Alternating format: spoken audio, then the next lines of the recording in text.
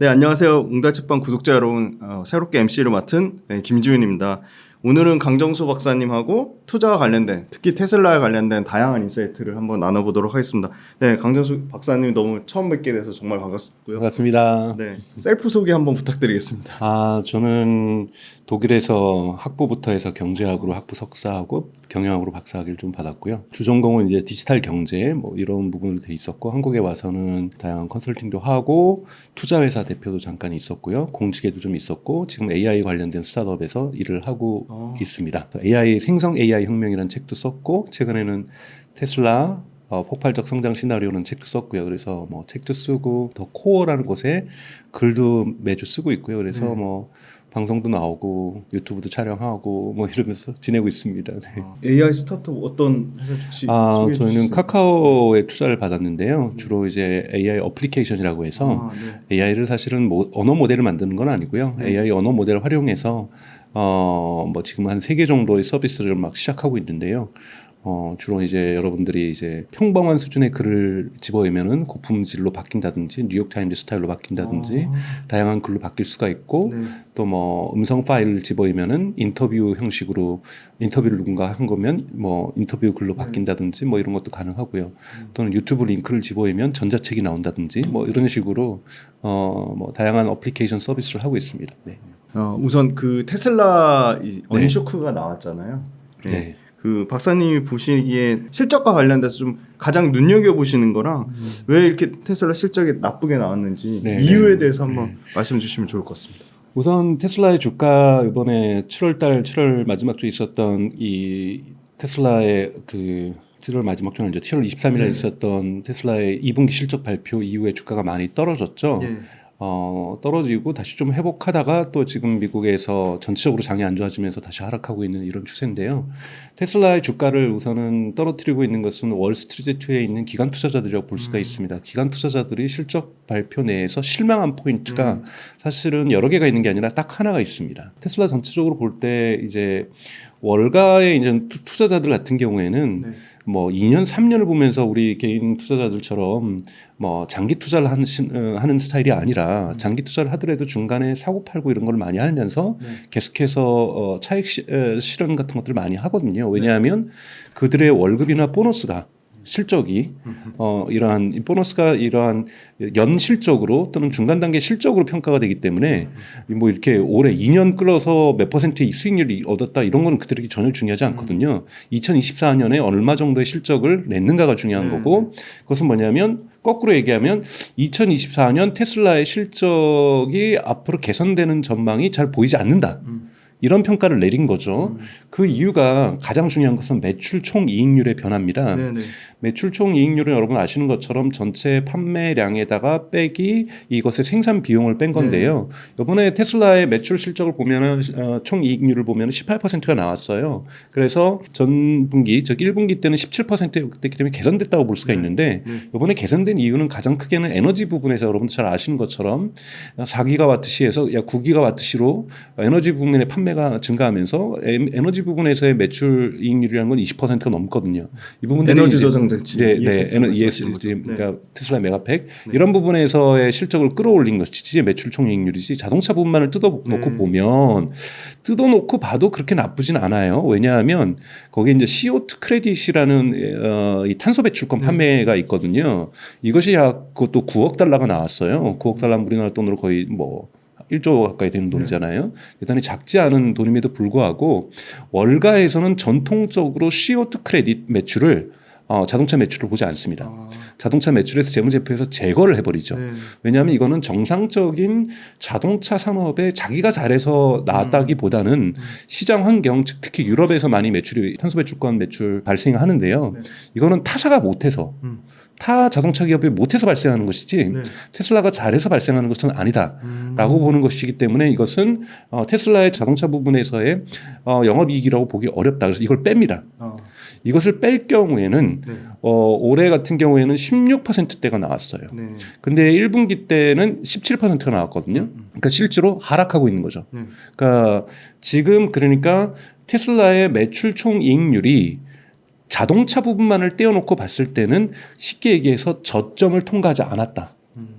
더 내려갈 수도 있다. 즉 바닥을 치지 않았다라는 거, 계속 내려가고 있다라는 부분에서 우려를 표하고 있는 거고 여기에는 이제 이유가 있겠죠. 당연히 이유가 있는데 이 부분이 올해 내에 과연 저점을 턴어라운드라고 얘기를 하죠. 이 턴어라운드가 발생할 것인가, 저점 통과가 발생할 것인가에 대한 의심을 갖기 시작하면서 에너지 부분에서 뭐 ESS 부분에서 실적이 좋음에도 불구하고 CO2 크레딧에서 실적이 좋음에도 불구하고 그리고 FASD라든지 옵티머스라든지 이러한 미래 투자에 대한 흔히 말하는 KPX 투자라든지 프리 캐시 플로우라든지 이런 현금 자산성 그러니까 현금 자산 보유 얘기라든지 이런 것들이 계속해서 긍정적인 신호를 보내고 있음에도 불구하고 아직까지는 월가의 기관 투자자들은 테슬라를 순수 자동차 회사로만 평가를 하고 있기 때문에 자동차 부분에서의 매출 총이익률이 하락하고 있는 것에 대한 우려 속에서 테슬라에 대한 매도량이 많았던 거고 이것이 테슬라의 주가를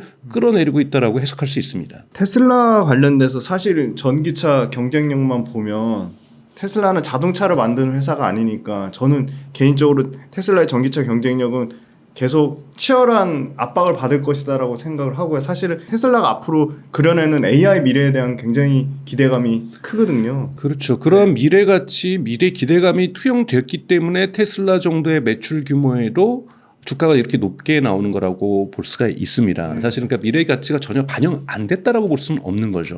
하지만 단기간에 있어서의 그런 요동치는 것, 플럭추에이션 올라가고 내려가는 것들은 아직까지 재무제표상에는 AI 실적이 재무제표에 숫자로 담겨져 있지 않거든요. 이 부분은 여러분들이 보셔야 될 것이죠. 그러니까 즉 월가가 기다리는 건 뭐냐면 AI 좋다. 우리도 기대하고 있고 긍정적으로 FSD 진화하고 있고 옵티머스의 시장성 무한히 커질 거라고 기대할 수 있지만 당장 이것은 마켓에서 입증돼야 되는 거거든요. 저 마켓에서 AI 매출로 기록돼야 되는데 지금 AI 매출로 기록될 수 있는 유일한 부분은 FSD입니다. FSD에 지금 $99로 매달 이런 구독 서비스를 지금 진행을 하고 있잖아요. 이번에 2분기 실적 컨퍼런스 콜에서 투자자들이 질문했어요. 채택률, 그러니까 테이크 레이트가 어떻게 되느냐. 그랬더니 뭐라고 답변을 했냐면 테이크 레이트에 대한 채택률, 즉 FSD 전체 북미에서만 가능한 거니까요. 북미에 있는 테슬라 차량 소유주 중에서 FSD를 매달 월 $99 내면서 구독하고 있는 사람들의 비율이 어떻게 되냐고 물어봤을 때 여기에 대해서 답변하지 않았어요. 뭐라 그랬냐면 매우 meaningful increase, 그러니까 즉 의미 있는 성장을 하고 있다. 의미 있는 성장을 하고 있는데 워낙 저점에 있었기 때문에 이것이 의미 있는 성장률이지만 성장률을 밝힐 수 없다고 얘기했다라는 것은 저는 아직 10%대 미만일 거라는 거예요. 10%대 미만이라는 거고 이것은 테슬라의 재무제표에 기타 매출로 지금 서비스 부분에 기타 매출로 잡히고 있다라는 거고 이 부분이 지금 액수가 크지가 않거든요. 그렇기 때문에 실제로 FSD에서 테슬라는 아직까지 많은 수익을 거둬들이고 있지 못하다. 이런 부분들이 컨퍼런스 콜에서도 확인됐기 때문에 아직까지 AI 기업으로 평가할 수 있는 재무제표상의 근거는 결여되어 있다라고 평가할 수가 있습니다. 그럼 매출 비중을 치면은 10%도 안 되는 수준의 굉장히 미미한 수준일 수밖에 없는 거네요. 10%는 택도 없죠. 10%도 아니고 제가 보기엔 1%도 안 될 거예요. 1%도 안 되는 네네네. 그럼 테슬라가 아무튼 그래도 이 엄청난 AI 빅데이터를 뭐 보험 얘기도 나오고 있고 굉장히 다양한 어플리케이션 확장성을 기대를 하고 있는 건 사실이잖아요. 박사님 보시기에 이 엄청난 빅데이터를 테슬라 앞으로 어떻게 활용할지 그 테슬라가 그리는 미래가 어떤지. 우선은 이제 테슬라의 이제 지난 1분기 실적 발표를 했던 4월 말에 일론 머스크가 뭐라 그랬냐면 우리는 자동차 기업에서 AI 기업으로 전환하고 있다고 분명히 얘기했고 또 6월 달에 있었던 주주총회에서 뭐라고 얘기를 했었냐면 우리는 한 책에 있어서의 뉴 챕터, 새로운 장을 쓰고 있는 것이 아니라 뉴 북, 새로운 책을 쓰고 있다라고 얘기를 했고 그 책은 AI 책이라는 거죠. 이런 부분에서 테슬라가 AI로 전환함에 있어서 말씀하셨던 데이터 부분은 대단히 중요합니다. 왜냐하면 테슬라는 지금 심지어는 한국에서도 테슬라의 하드웨어 3나 하드웨어 4를 장착한 차량의 경우에 카메라에서 녹화되고 있는 데이터들이 와이파이하고 연결될 때는 자동적으로 테슬라의 서버 서버로 이동하게 되어 있는 계약을 하게 되어 있거든요. 네네.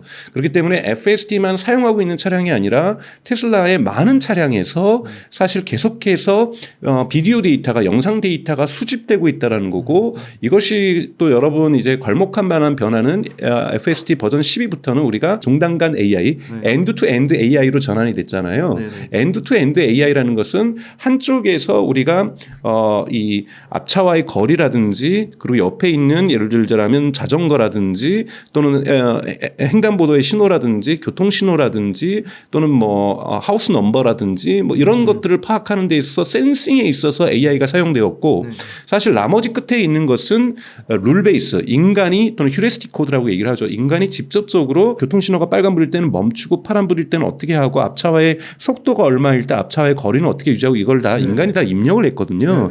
이것이 30만 줄이 넘는 C++로 만들어진 컴퓨터 언어로 만들어진 코딩이었는데 이걸 다 삭제하고 지금까지 만들어졌던 데이터를 가지고 이것을 학습하면서 신경망에 이어서 스스로 룰을 찾아내도록 이것이 만들어졌던 것이 12인 거고 이것은 뭐냐면 두 가지가 반드시 필요한 거죠. 막대한 양의 데이터가 계속해서 인풋돼야 된다는 것, 입력이 돼야 된다는 거고 이것을 연산할 수 있는 컴퓨팅 파워가 갖춰져야 된다는 거고요. 그런데 작년까지만 해도 이런 데이터량은 많았지만 엔비디아의 뭐 H100이라든지 테슬라의 자체 AI 칩이라든지 이런 칩들이 충분히 확보되지 않음으로써 병목 현상이 발생했었는데요.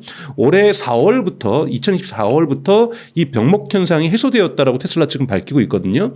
그러면서 이제 데이터에 대한 막대한 학습들이 이루어지고 있으면서 지금 12.1이라든지 12.2, 12.3, 12.4 그리고 마침내 7월 29일을 기해서 일부부터 시작을 해서 12.5가 지금 FSD가 배포되고 있다라는 것 이것이 바로 테슬라가 가지고 있는 방대한 데이터의 양 전 세계에서 수집되고 있는 테슬라가 판매되고 있는 모든 국가에서 수집되고 있는 중국을 심지어는 포함해서 데이터의 양과 그리고 이것을 처리해 줄 수 있는 엔비디아의 칩이라든지 테슬라 자체 칩이라든지 이러한 AI 칩들의 이러한 컴퓨팅 파워가 이제는 충분히 갖춰지는 것 이것이 바로 도조 슈퍼컴퓨터죠. 이런 부분들이 갖춰지면서 테슬라가 이제는 본격적으로 AI가 기하급수적으로 성장하기 시작하고 있다는 부분에서 테슬라는 데이터를 대단히 잘 활용하고 있는 대단히 몇 안 되는 기업이라고 볼 수 있습니다. 왜냐하면 웨이모하고 다른 것은 이번에 일론 머스크도 이번에 2분기 컨퍼런스 콜에서 얘기했지만 이 웨이모는 되게 로컬 스페시픽해요. 그러니까 뭐냐면 레이더하고 라이다를 쓴다는 특징도 있지만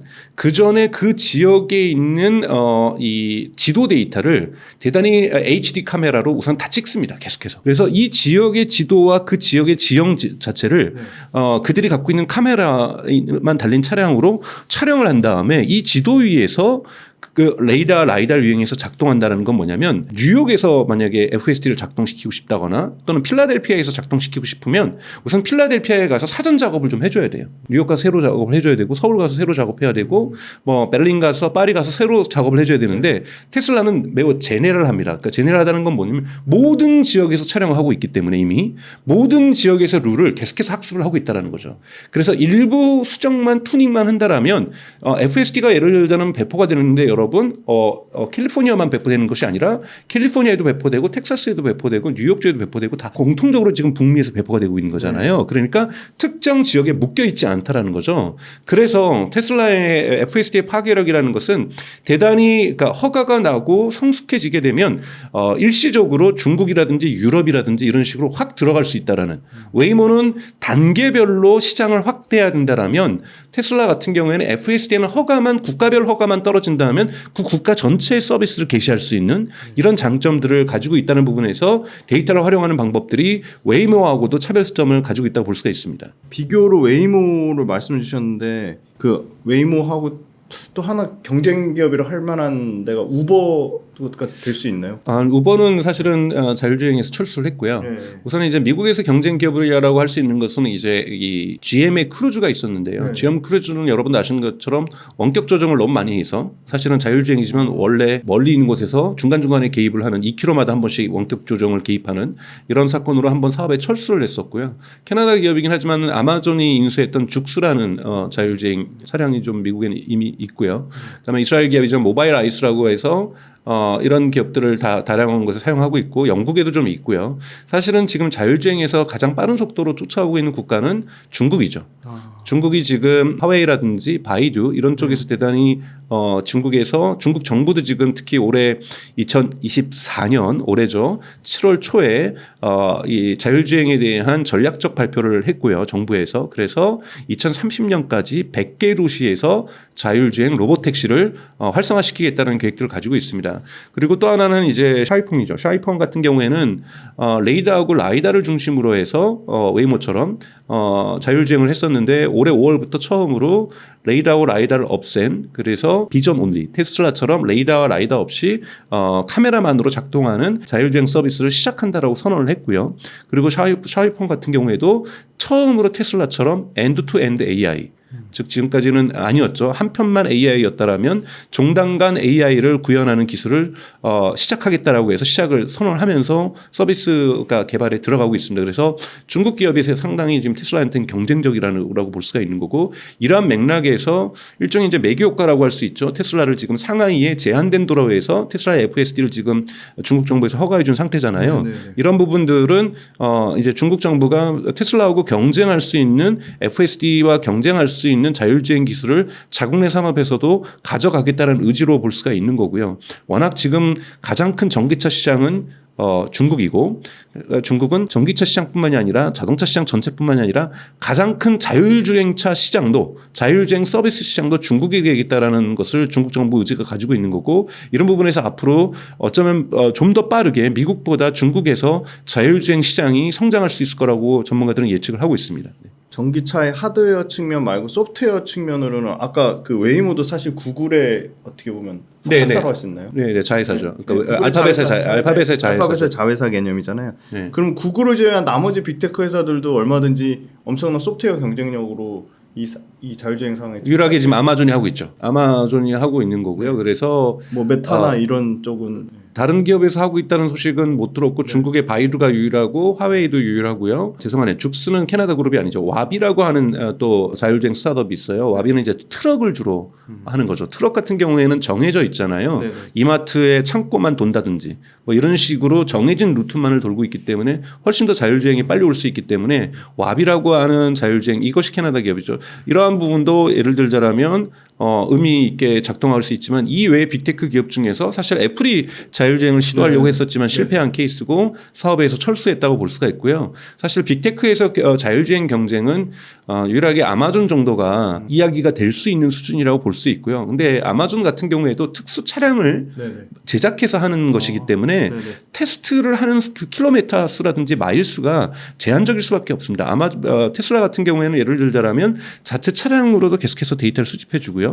그리고 한번 여러분도 아시는 것처럼 4월 달에 한 달 동안 무료로 FSD를 누구나 북미에 있는 사람들은 누구나 체험해 줄 수 있게 해줬었고 지금 같은 경우에도 차량을 인도할 때 FSD를 경험하게 해준다든지 그리고 저는 앞으로도 이런 마케팅은 여러 번 있을 거라고 생각이 들어요. 한 달 무료 체험권이라든지 이런 식으로 신차를 구매한 사람들에게 준다든지 이런 식으로 해서 계속해서 그 자율주행의 FSD의 그 테스트 마일들을 높여나갈 거라고 보고 있습니다. 그리고 지금 그 에너지 전환 관련돼서 뭐 태양광 쪽이라든지 ESS 에너지 저장 장치라든지 2분기 실적에서도 상당히 ESS 쪽이 실적이 잘 나왔는데 앞으로 이 에너지 전환 뭐 태양광 뭐 ESS 같은 배터리 저장 관련된 이런 에너지 전환에 대한 목표를 구체적으로 어떻게 보시고 이 에너지를 일론 머스크가 원하는 그 방향성이 지속 가능한 에너지를 만드는 사회로 가겠다고 했잖아요. 네네네. 그거에 대해서 좀 자세한 설명 부탁드리고 그러면 상당히 에너지 관련된 앞으로 지금 뭐 예를 들어 전기차 배터리 시장이 뭐 한 850조라고 보면 2030년 기준으로 ESS가 한 대략 300에서 350조 엄청나게 큰 시장으로 잡더라고요. 추정치를. 그래서 뭐 이 ESS가 그리는 어떤 에너지 저장 산업에 대해서는 어떻게 보시는지? 사실은 한국에서는 여러분들이 체감을 못 하시고 계신 거고요. 사실은 미국이나 유럽이나 특히 중국, 또 호주와 뉴질랜드 뭐 이런 모든 대부분의 나라에서 사실 재생에너지 산업들은 대단히 폭발적으로 증가하고 있습니다. 또 여러분도 보셔야 되는 것은 AI가 에너지를 많이 먹는다 이런 얘기를 많이 뉴스를 통해서 접하셨을 거 아니에요. 지금 마이크로소프트 같은 경우에도 매년 50개에서 100개의 데이터 센터를 추가로 건설하는 것을 목표로 해서 케이펙스 투자를 하고 있습니다. 자, 여기에 모든 에너지가 쓰이는데 마이크로소프트라든지 구글이라든지 애플이라든지 아마존이 어디에 가입되어 있냐면 아리백에 가입되어 있어요. 그러니까 재생에너지를 100% 2030년까지 만들어야 되는 거죠. 물론 이제 뭐 이것을 C200으로 만들어서 클린으로 바꿔서 R을 원자력까지 포함시키려고 하는 로비 작업은 있는데 아직까지는 R200이 그대로 유지되고 있죠. 이거는 막대한 양의 재생에너지가 필요하다라는 거죠. 그리고 전 세계적으로 지금 재생에너지와 관련해서는 경제성이 지금 현재는 미국이나 중국 같은 경우에는 태양열 발전소를 만드는 것이 태양광 발전소를 만드는 것이 천연가스 발전소를 만드는 것보다 더 저렴해졌어요. 그러니까 이런 부분이 있고 우리가 이제 스톡과 플로우를 경제학 개념에서 볼 때 지금까지 누적되어 있는 것은 아직까지는 화석 연료에서 만든 에너지가 생산되는 건 많지만 중국하고 미국 같은 경우는 2023년 하반기부터 그리고 2024년 상반기 이렇게 뚜렷하게 중국하고 미국은 신생 새로 만들어지는 에너지원 같은 경우에는 재생에너지가 화석연료를 초과하고 있거든요. 그러니까 지금 재생에너지가 대단히 폭발적으로 성장을 하고 있다는 건데 재생에너지의 단점은 여러분도 아시는 것처럼 이 자연의 조건에 따라서 에너지 생산량이 바뀐다라는 거죠. 그러니까 태양광 같은 경우에는 낮 시간에 많이 만들어지고 뭐 풍광 같은 경우에는 풍력 발전 같은 경우에는 바람이 많이 불 때 이렇게 되기 때문에 자연 조건이 제한되기 때문에 이 그리드에다가 이 배선망에다가 안정적으로 또는 피크 타임에서도 에너지를 공급하기 위해서는 저장 장치는 대형 저장 장치 ESS라고 하는 것은 반드시 있어야 되는 필수 요건입니다. 재생 에너지의 시장이 커지면 ESS 시장은 같이 연동해서 커질 수밖에 없는 명확한 상관관계를 가지고 있는 관련 시장이라고 볼 수가 있는 거죠. 그래서 지금 테슬라 같은 경우에는 캘리포니아에 있는 공장 로스롭 공장에다가 지금 현재 계속해서 생산 설비를 증설해서 올해 말 되면은 40기가와트 시를 만들 수 있는 생산 용량을 갖추게 됩니다. 그러면 이게 분기별로는 10기가와트 시가 되는 거잖아요. 지금 여러분 그러니까 수요는 넘쳐나고 이거 엔비디아의 AI 칩 시장하고 똑같아요. 수요는 넘쳐나는데 공급이 부족해서 못 맞춰주는 거거든요. 그래서 지금 테슬라가 2분기 때 공급을 9를 할 수 있었기 때문에 물론 9기가와트시라는 것의 정확한 재무제표상이 기록하는 건 좀 달라요. 왜냐하면 이 메가팩이라고 하죠. 테슬라의 ESS를요. 메가팩이 배달돼서 설치가 완료돼서 돈이 입금될 때 그 분기에 매출로 잡히거든요. 그렇기 때문에 생산량 이퀄 9기가와트시라는 건 아닙니다. 즉, 그러니까 설치가 완료된 해가지고 매출이 9기가와트가 잡혔다라는 거죠. 그래서 정확하게 분기별 생산량 와트를 우리가 계산할 수는 없지만 재무제표상에 있어서 대단히 증폭되고 있다라는 거고 올해 말 되면은 연간 40기가와트시가 만들어진다는 것은 이론적으로 매 분기마다 10기가와트시가 판매가 될 수 있다라는 거죠. 문제는 상하이 공장이죠. 상하이에 지금 메가팩 두 번째 메가팩 테슬라 메가팩이 지금 건설되고 있습니다. 2024년에 완공이 2024년 12월 또는 2025년 1월로 보고 있어요. 근데 여기에 생산 용량은 120기가와트시예요. 3배 정도가 되는 거죠. 그런데 일론 머스크가 이번에 2분기 때 뭐라고 그랬냐면 이 시장이 너무 커져서 상하이 공장의 생산량을 중장기적으로 2배에서 3배로 늘리겠다 그랬어요. 120에서 240까지도 갈 수 있다는 거잖아요. 에너지 사업 부분 매출이 지금 2분기 때 전체 테슬라 매출의 11%를 차지했습니다. 이 정도 속도라면 충분히 15% 20%까지 성장할 수가 있다는 거죠. 근데 여러분들 여기서 보셔야 될 것은 매출 이익률이 총매출 이익률이 23%예요. 23%에서 24%까지 한다는 것은 이거는 테슬라에게 엄청난 캐시카우가 된다는 거죠. 전기차보다 훨씬 마진이 좋네요. 그렇죠. 캐시카우가 돼서 이 캐시카우를 가지고 프리 캐시플로우를 만드는 거고 현금성 자산을 만드는 거고 그래서 AI에 투자할 수 있는 자본력을 특히 지금과 같은 고이자율 시대에도 AI에 투자할 수 있는 KPX 투자를 할 수 있는 넉넉한 자본을 선사해 준다라는 거죠. 그래서 AI 전환하는 과정에서 테슬라에서 에너지 사업 부분은 대단히 중요한 가교 역할을 하고 있다는 겁니다. 그래서 에너지 사업 부분은 테슬라는 계속해서 성장할 거고 여기서 가져올 수 있는 엄청난 캐시플로우가 테슬라의 AI 전환을 튼튼하게 만들어줄 거라고 좀 보고 있습니다. 에너지 사업 관련돼서 트럼프 리스크가 맞는 것 같습니다. 왜냐하면 신재생 에너지를 강력하게 좀 규제를 하겠다고 했고 사실은 바이든하고 정반대 굉장히 이 석유화학 산업을 굉장히 좋아하는 트럼프잖아요. 네, 맞습니다. 물론 트럼프가 된 건 아니지만 그런 측면을 봤을 때는 사실 트럼프 리스크가 어느 정도 테슬라 에너지 사업부에도 좀 영향을 미치는 게 아닌가. 사실은 정치적인 리스크는 대단히 많습니다. 우선은 트럼프가 당선될 확률이 우선 50% 미만으로 떨어졌고요. 현재 카메라 해리슨이 지금 민주당 후보가 훨씬 더 지금 1% 차이긴 하지만 더 높게 나오고 있는 상황이고 그래서 대선 결과를 예측하기 어렵고요. 그리고 사실 기업의 대표가 정책 입장을 정하는 건 별로 좋지 않습니다. 일론 머스크가 지금은 트럼프를 공식적으로 지지하고 나섰고요. 이런 부분들은 좋지 않죠. 왜냐하면 캘리포니아에는 민주당 지지자들이 많이 사는데 그러면 이렇게 정치적인 결정을 하면 사람들이 이념 소비를 하거든요. 네네. 그럼 나 테슬라 안 사야지. 네네. 이런 사람이 발생할 수도 있는 거거든요. 근데 이런 것까지 고려하고 저는 일론 머스크가 트럼프를 지지했다고 봐요. 그건 뭐냐면 트럼프가 당선됐을 경우에 말씀하셨던 에너지 리스크, 전기차 리스크를 줄이기 위한 거죠. 그리고 트럼프를 가장 지지했던 일론 머스크의 가장 큰 이유는 트럼프 진영에서 AI 규제를 낮춰주겠다고 얘기를 했거든요. 이 부분이 가장 큽니다. 네네. 왜냐하면 자동차 기업에서 AI 기업으로 전환됨에 있어서 AI 규제를 낮춰주는 건 뭐냐면 FSD에 대해서 가장 중요한 것은 내년도에 지금 테슬라가 계획하고 있는 것은 지금 슈퍼바이즈드, 즉 감독하에 인간 감독하에서 작동되는 FSD잖아요. 테슬라가 지금 꿈꾸고 있는 것은 2025년에는 버전 13에서 unsupervised, 즉 비감독 FSD를 하겠다라는 거예요. 근데 이거는 국가의 허가가 반드시 있어야 되는 겁니다. 네네. 국가가 허가가 반드시 있어야 되는 거고, 그리고 이때부터는 차량에 사고가 나면 이 생산자가 책임지는 거잖아요. 운전자가 책임지는 것이 아니라. 네네. 그래서 보험 사업을 하고 있는 겁니다. 그래서 보험 사업까지도 지금 준비하고 있는 것은 미국하고 중국에서 하고 있는 것은 언슈퍼바이즈드를 지금 기획하고 있다라는 거고, 언슈퍼바이즈까지 와야 사람들의 안정성이 있어야 FSD 채택률도 어마어마하게 높아지겠죠. 네네. 여기에서는 정부의 허가 작업이 대단히 중요한데 이 부분과 관련해서는 트럼프 정부에서 약속을 했기 때문에 트럼프를 일론 머스크가 지지한다고 볼 수 있는 것, 즉 경제적 이해관계 속에서 트럼프를 지지하는 것이지 정치적 입장에서 트럼프를 지지한다는 것은 그전 과도한 해석이라고 보고 있어요. 기업가는 항상 경제적인 관점에서 얘기를 하고 있는 거고 네네. 그러다 보니까 여기까지만 해줘도 되는데 트럼프가 또 얼마 전에 유세에서 뭐라고 그랬냐면 자기 EV 싫어하지 않는다 이제는. 네네네. EV 좋아한다라고 얘기를 네. 하고 있는 거고 에너지 정책에 있어서 재생에너지 정책을 반대하지 않을 것을 간접적으로 시사하고 있다는 부분에서 트럼프 리스크 같은 경우에는 어느 정도 해치됐다라고 저는 보고 있고요. 그리고 또 하나는 인플레이션 감축법 같은 경우는 공화당과 민주당이 함께 찬성해서 하원과 상원을 통과했기 때문에 이 연방법을 쉽게 대통령이 됐다고 해서 바꿀 수는 없다라는 거죠. 왜냐하면 대통령 선거와 함께 중간 선거가 같이 일어나죠. 즉 의회하고 상원과 하원도 50%가 바뀌는 이런 선거가 같이 이루어지기 때문에 상원과 하원을 민주당이 장악할 수도 있는 거고 그렇기 때문에 쉽게 법을 바꿀 수는 저는 없다라고 보고 있고 이 법이 진행된다라면 에너지 사업에서의 어떠한 재생에너지의 전환 같은 경우는 미국은 계속해서 탄력을 받을 수 있다라고 저는 보고 있습니다.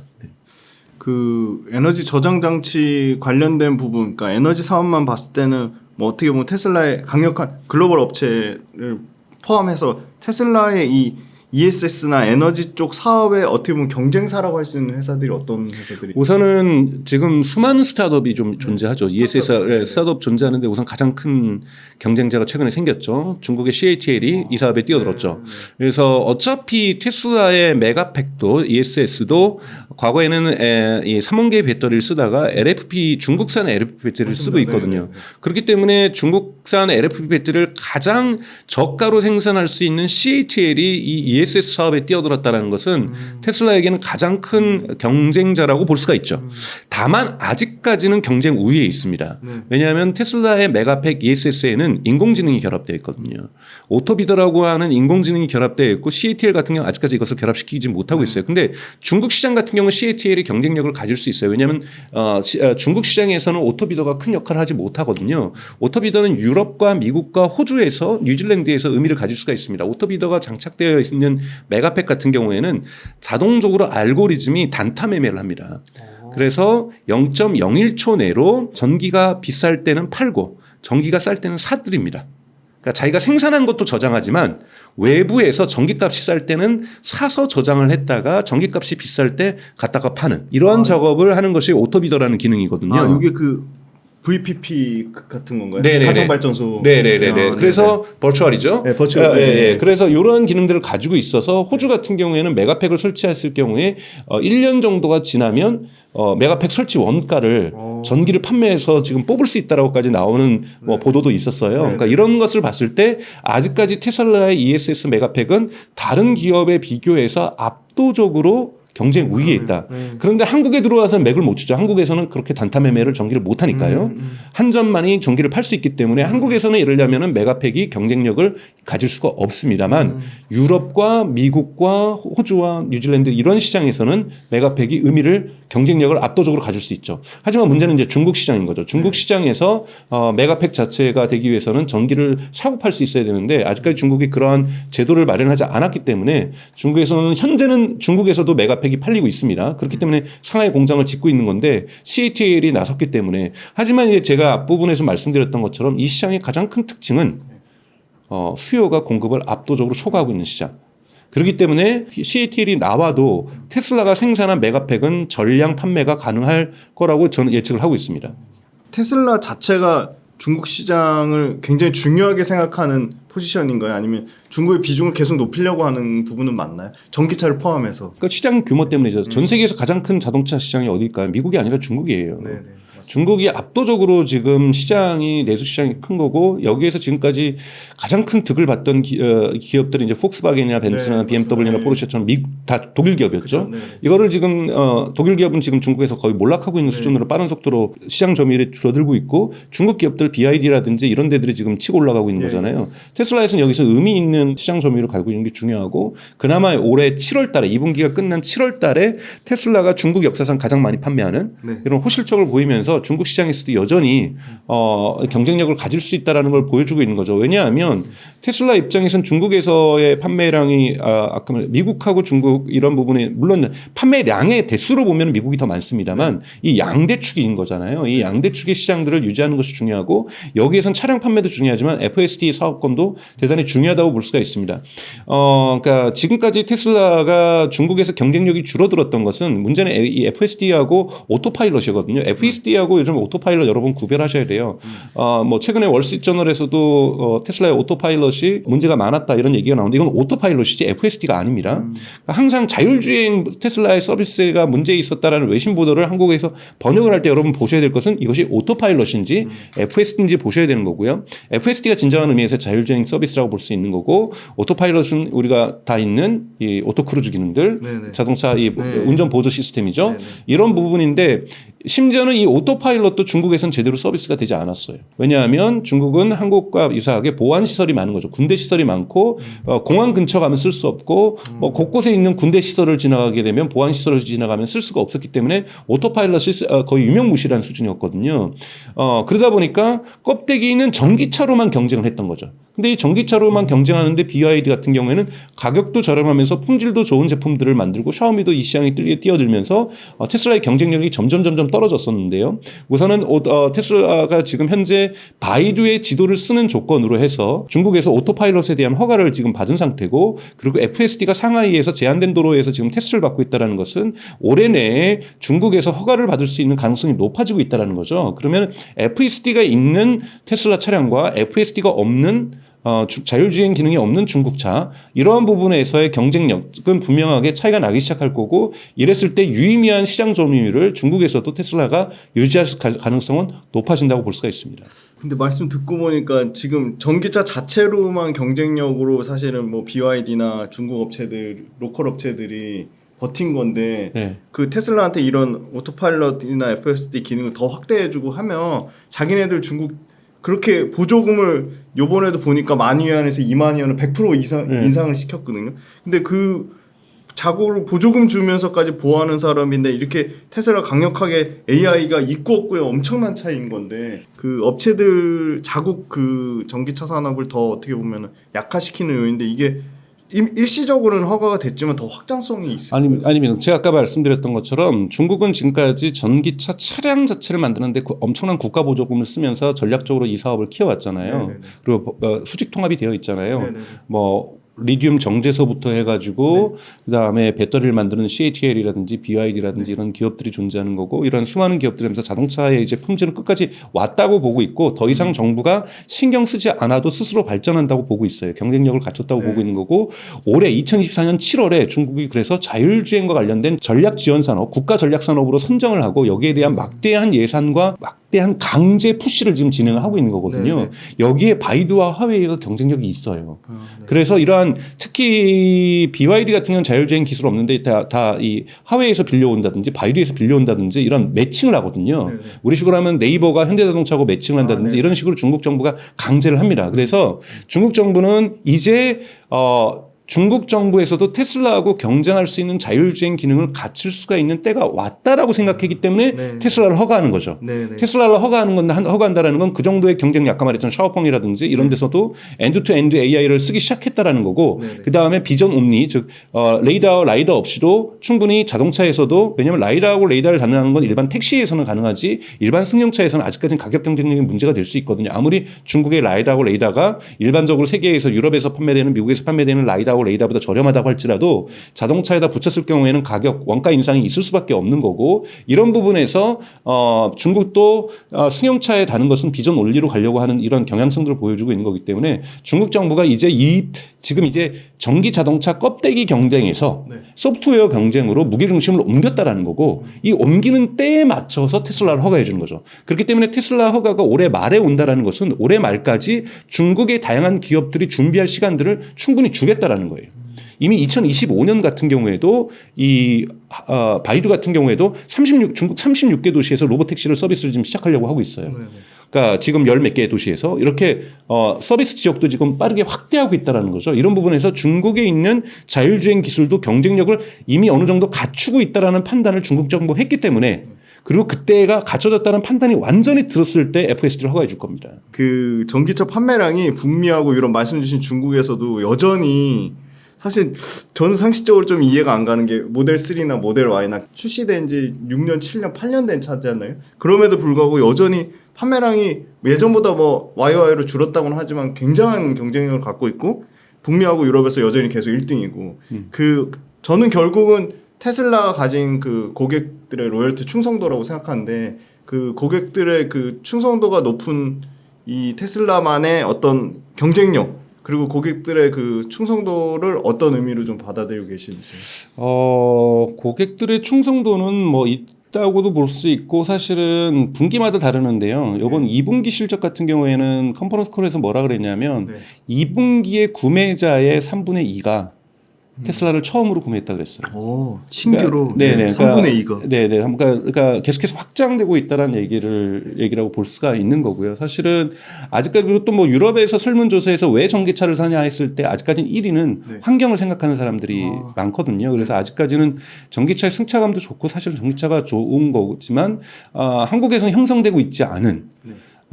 한국에서는 이제 내연기관과 전기차를 비교한다라면 캘리포니아라든지 유럽에서 내연기관을 살면은 조금 뭐 이런 표현을 써서 죄송합니다. 쪽팔린 거죠. 네네. 그리고 미안한 거죠. 네네네. 왜냐하면은 환경에 대한 사회적인 그렇죠. 압박감이, 압박감이 왜냐하면 소셜 있는 프레셔가 거죠. 대단히 네네. 크기 때문에 네네. 여기에 맞춰서 전기차를 사는 비율들이 높다라는 거고, 근데 또 거꾸로 여러 가지 요인이 아직까지는 있습니다. 독일 같은 경우에는 전기차 판매량이 급락하고 있거든요. 네. 그러니까 그거는 아무래도 작년 말에 독일 국가 재정이 안 좋아지면서 2023년 말에 보조금을 없애버린 거죠. 없앴더라고요. 네, 보조금을 없애면서 전기차 판매량이 이제 줄어들고 있는 네. 거고, 프랑스 같은 경우는 이제 보조금들을 늘리면서 전기차 판매량이 급증하고 있는 거고요. 네. 뭐 이런 식으로 지금 뭐 나라마다 좀 차이는 있습니다만, 전체적으로 물론 한국에서는 뭐 이걸 키즘이다 아니다 하는데, 사실 미국에서 키즘 한번 썼던 언론들도 키즘 썼던 거 반성하기도 하고 뭐 이러는데, 네.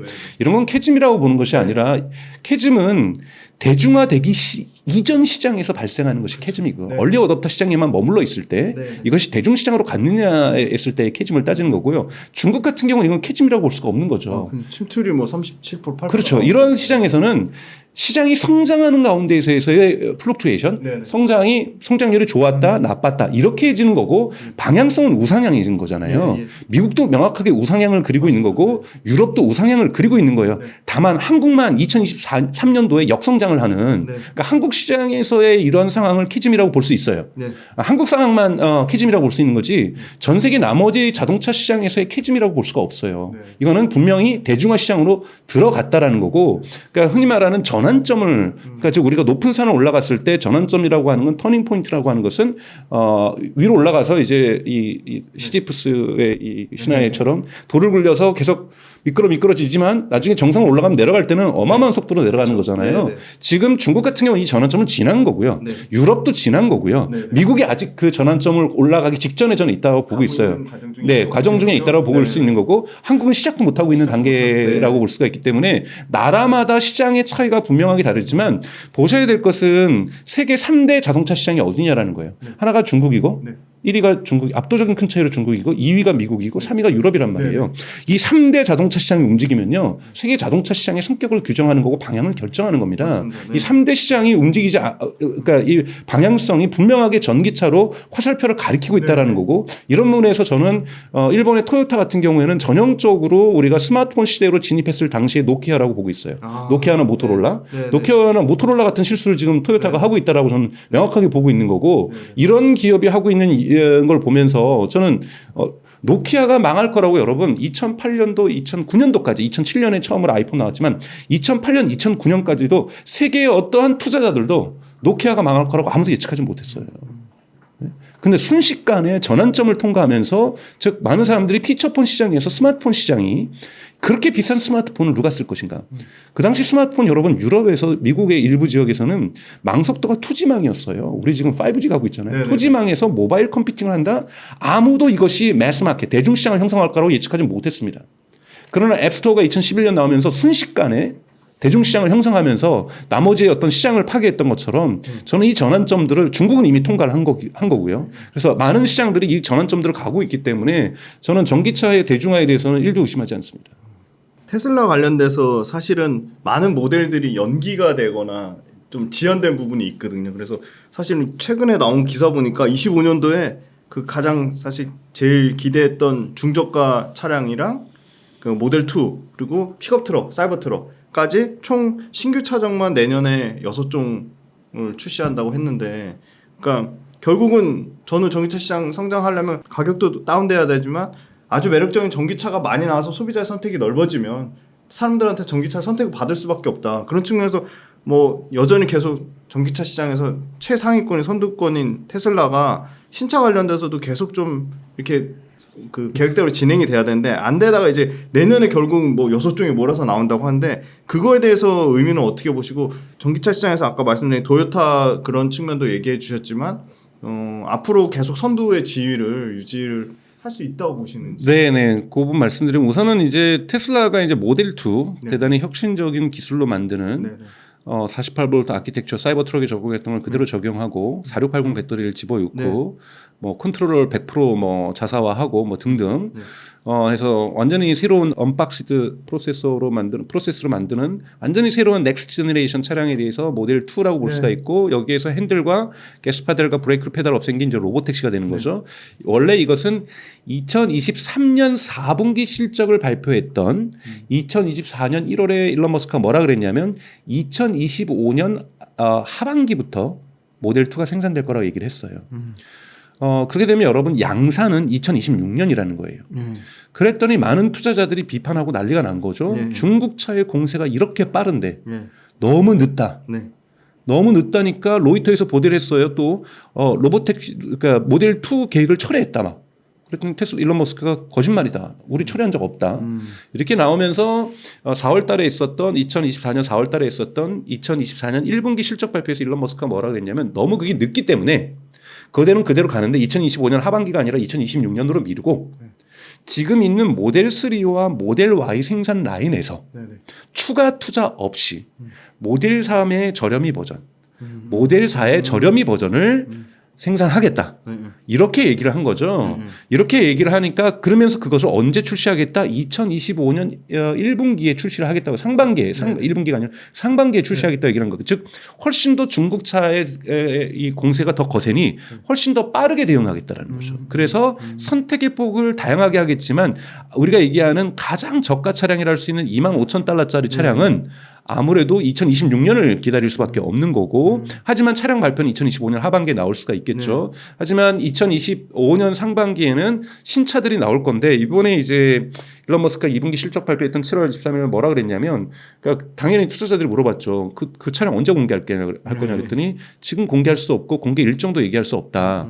왜냐하면 여러분 그거는 대단히 위험한 발표거든요. 여러분들도 신차가 만약에 한번 생각해보세요. 현대기아차가 내년에 진짜 끝내주는 네네.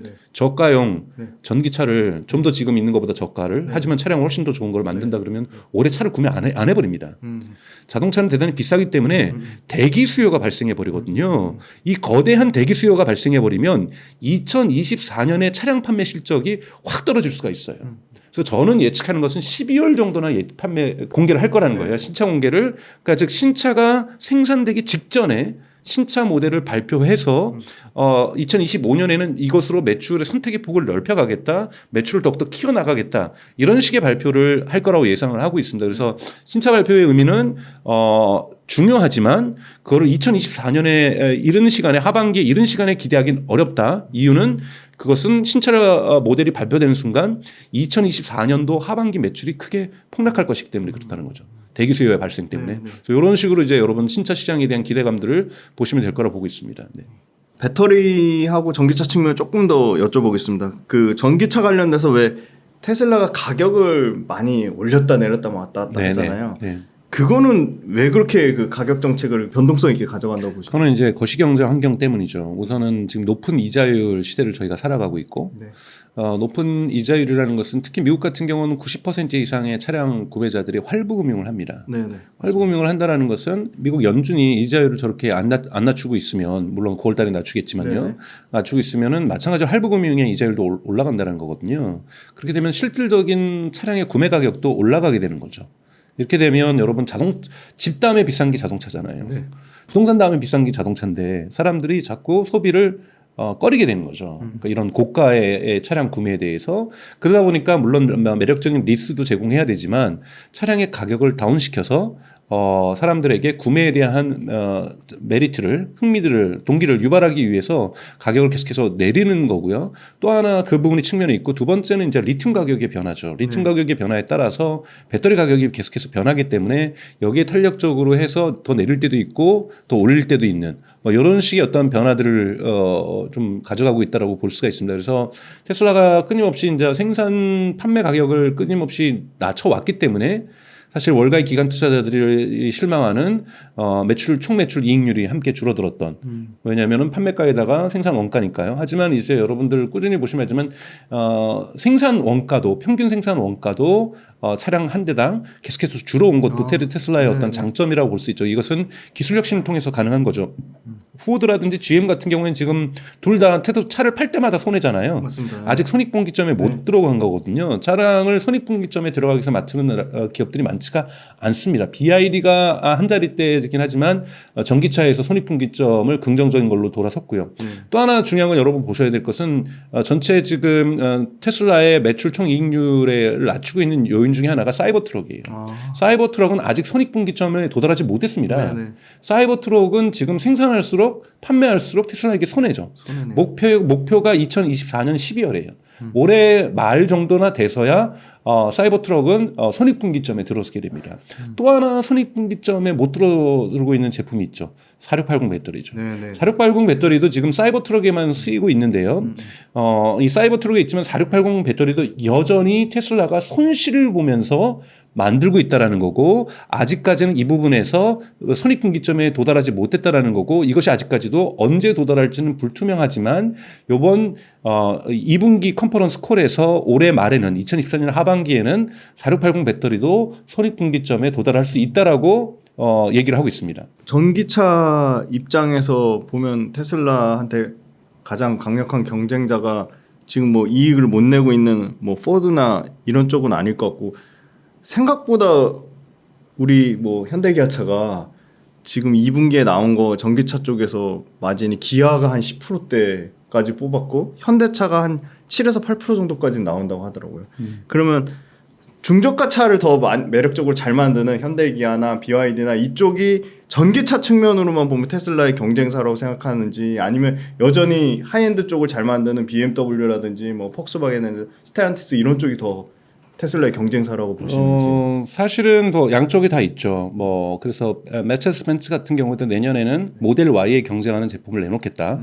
이렇게 하면서 그들 또한 아래로 내려가고 있기 시작하고 있고요. 폭스바겐 같은 경우는 ID4 같은 경우는 대단히 중저가잖아요. 그러니까 이런 식으로 또 판매를 하고 있고요. 그렇기 때문에 사실은 모두가 모든 전선에서 경쟁을 하고 있다고 보고 있고 또 현대차 같은 경우에는 제네시스 전기차라든지 또는 뭐 기아 같은 경우에는 EV 뭐 7이라든지 8인가요? 뭐 6인가요? 하여튼 이 부분으로 해서 대단히 큰 대형 EV 차량, SUV 차량 이런 것들을 미국으로 공략을 하고 있으면서 사실 모든 전선에서 싸우고 있다라고 저는 생각이 들고요. 이런 부분에서의 테슬라가 모델 포트폴리오를 확대시키는 건 대단히 중요하다고 저는 생각이 들고 가장 중요한 거는 FSD 내년부터는 버전 13이 나오는 것. 그리고 그것이 비감독, 언슈퍼바이즈드로 진화하는 것.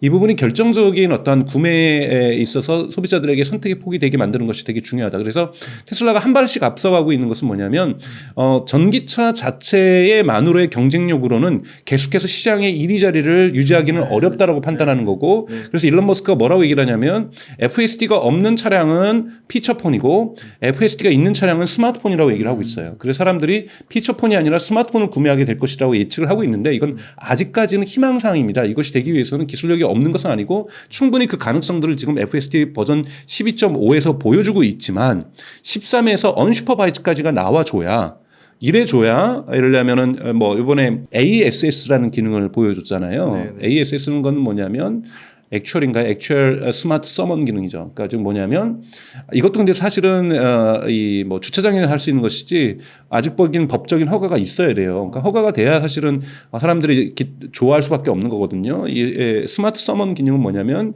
제가 예를 들면은 강남대로에서 차를 내리면서 내가 이 근처를 갔다가 볼일을 보고 옹달책방에서 1시간 반 동안 영상 촬영을 하고 올 테니까 1시간 반 뒤에 강남역 뭐 4번 출구로 다시 와. 그러면 이것이 다시 오는 기능이거든요. 자기가 알아서 좀 작게 돌다가 천천한 속도로. 이렇게 하는 것이 이제 ASS 기능인데 이런 부분들도 정부의 허가가 있어야 되는 거예요. 근데 이런 부분들은 이제 주차장에서 뭐 이런 부분들을 실현하겠다라는 건데요.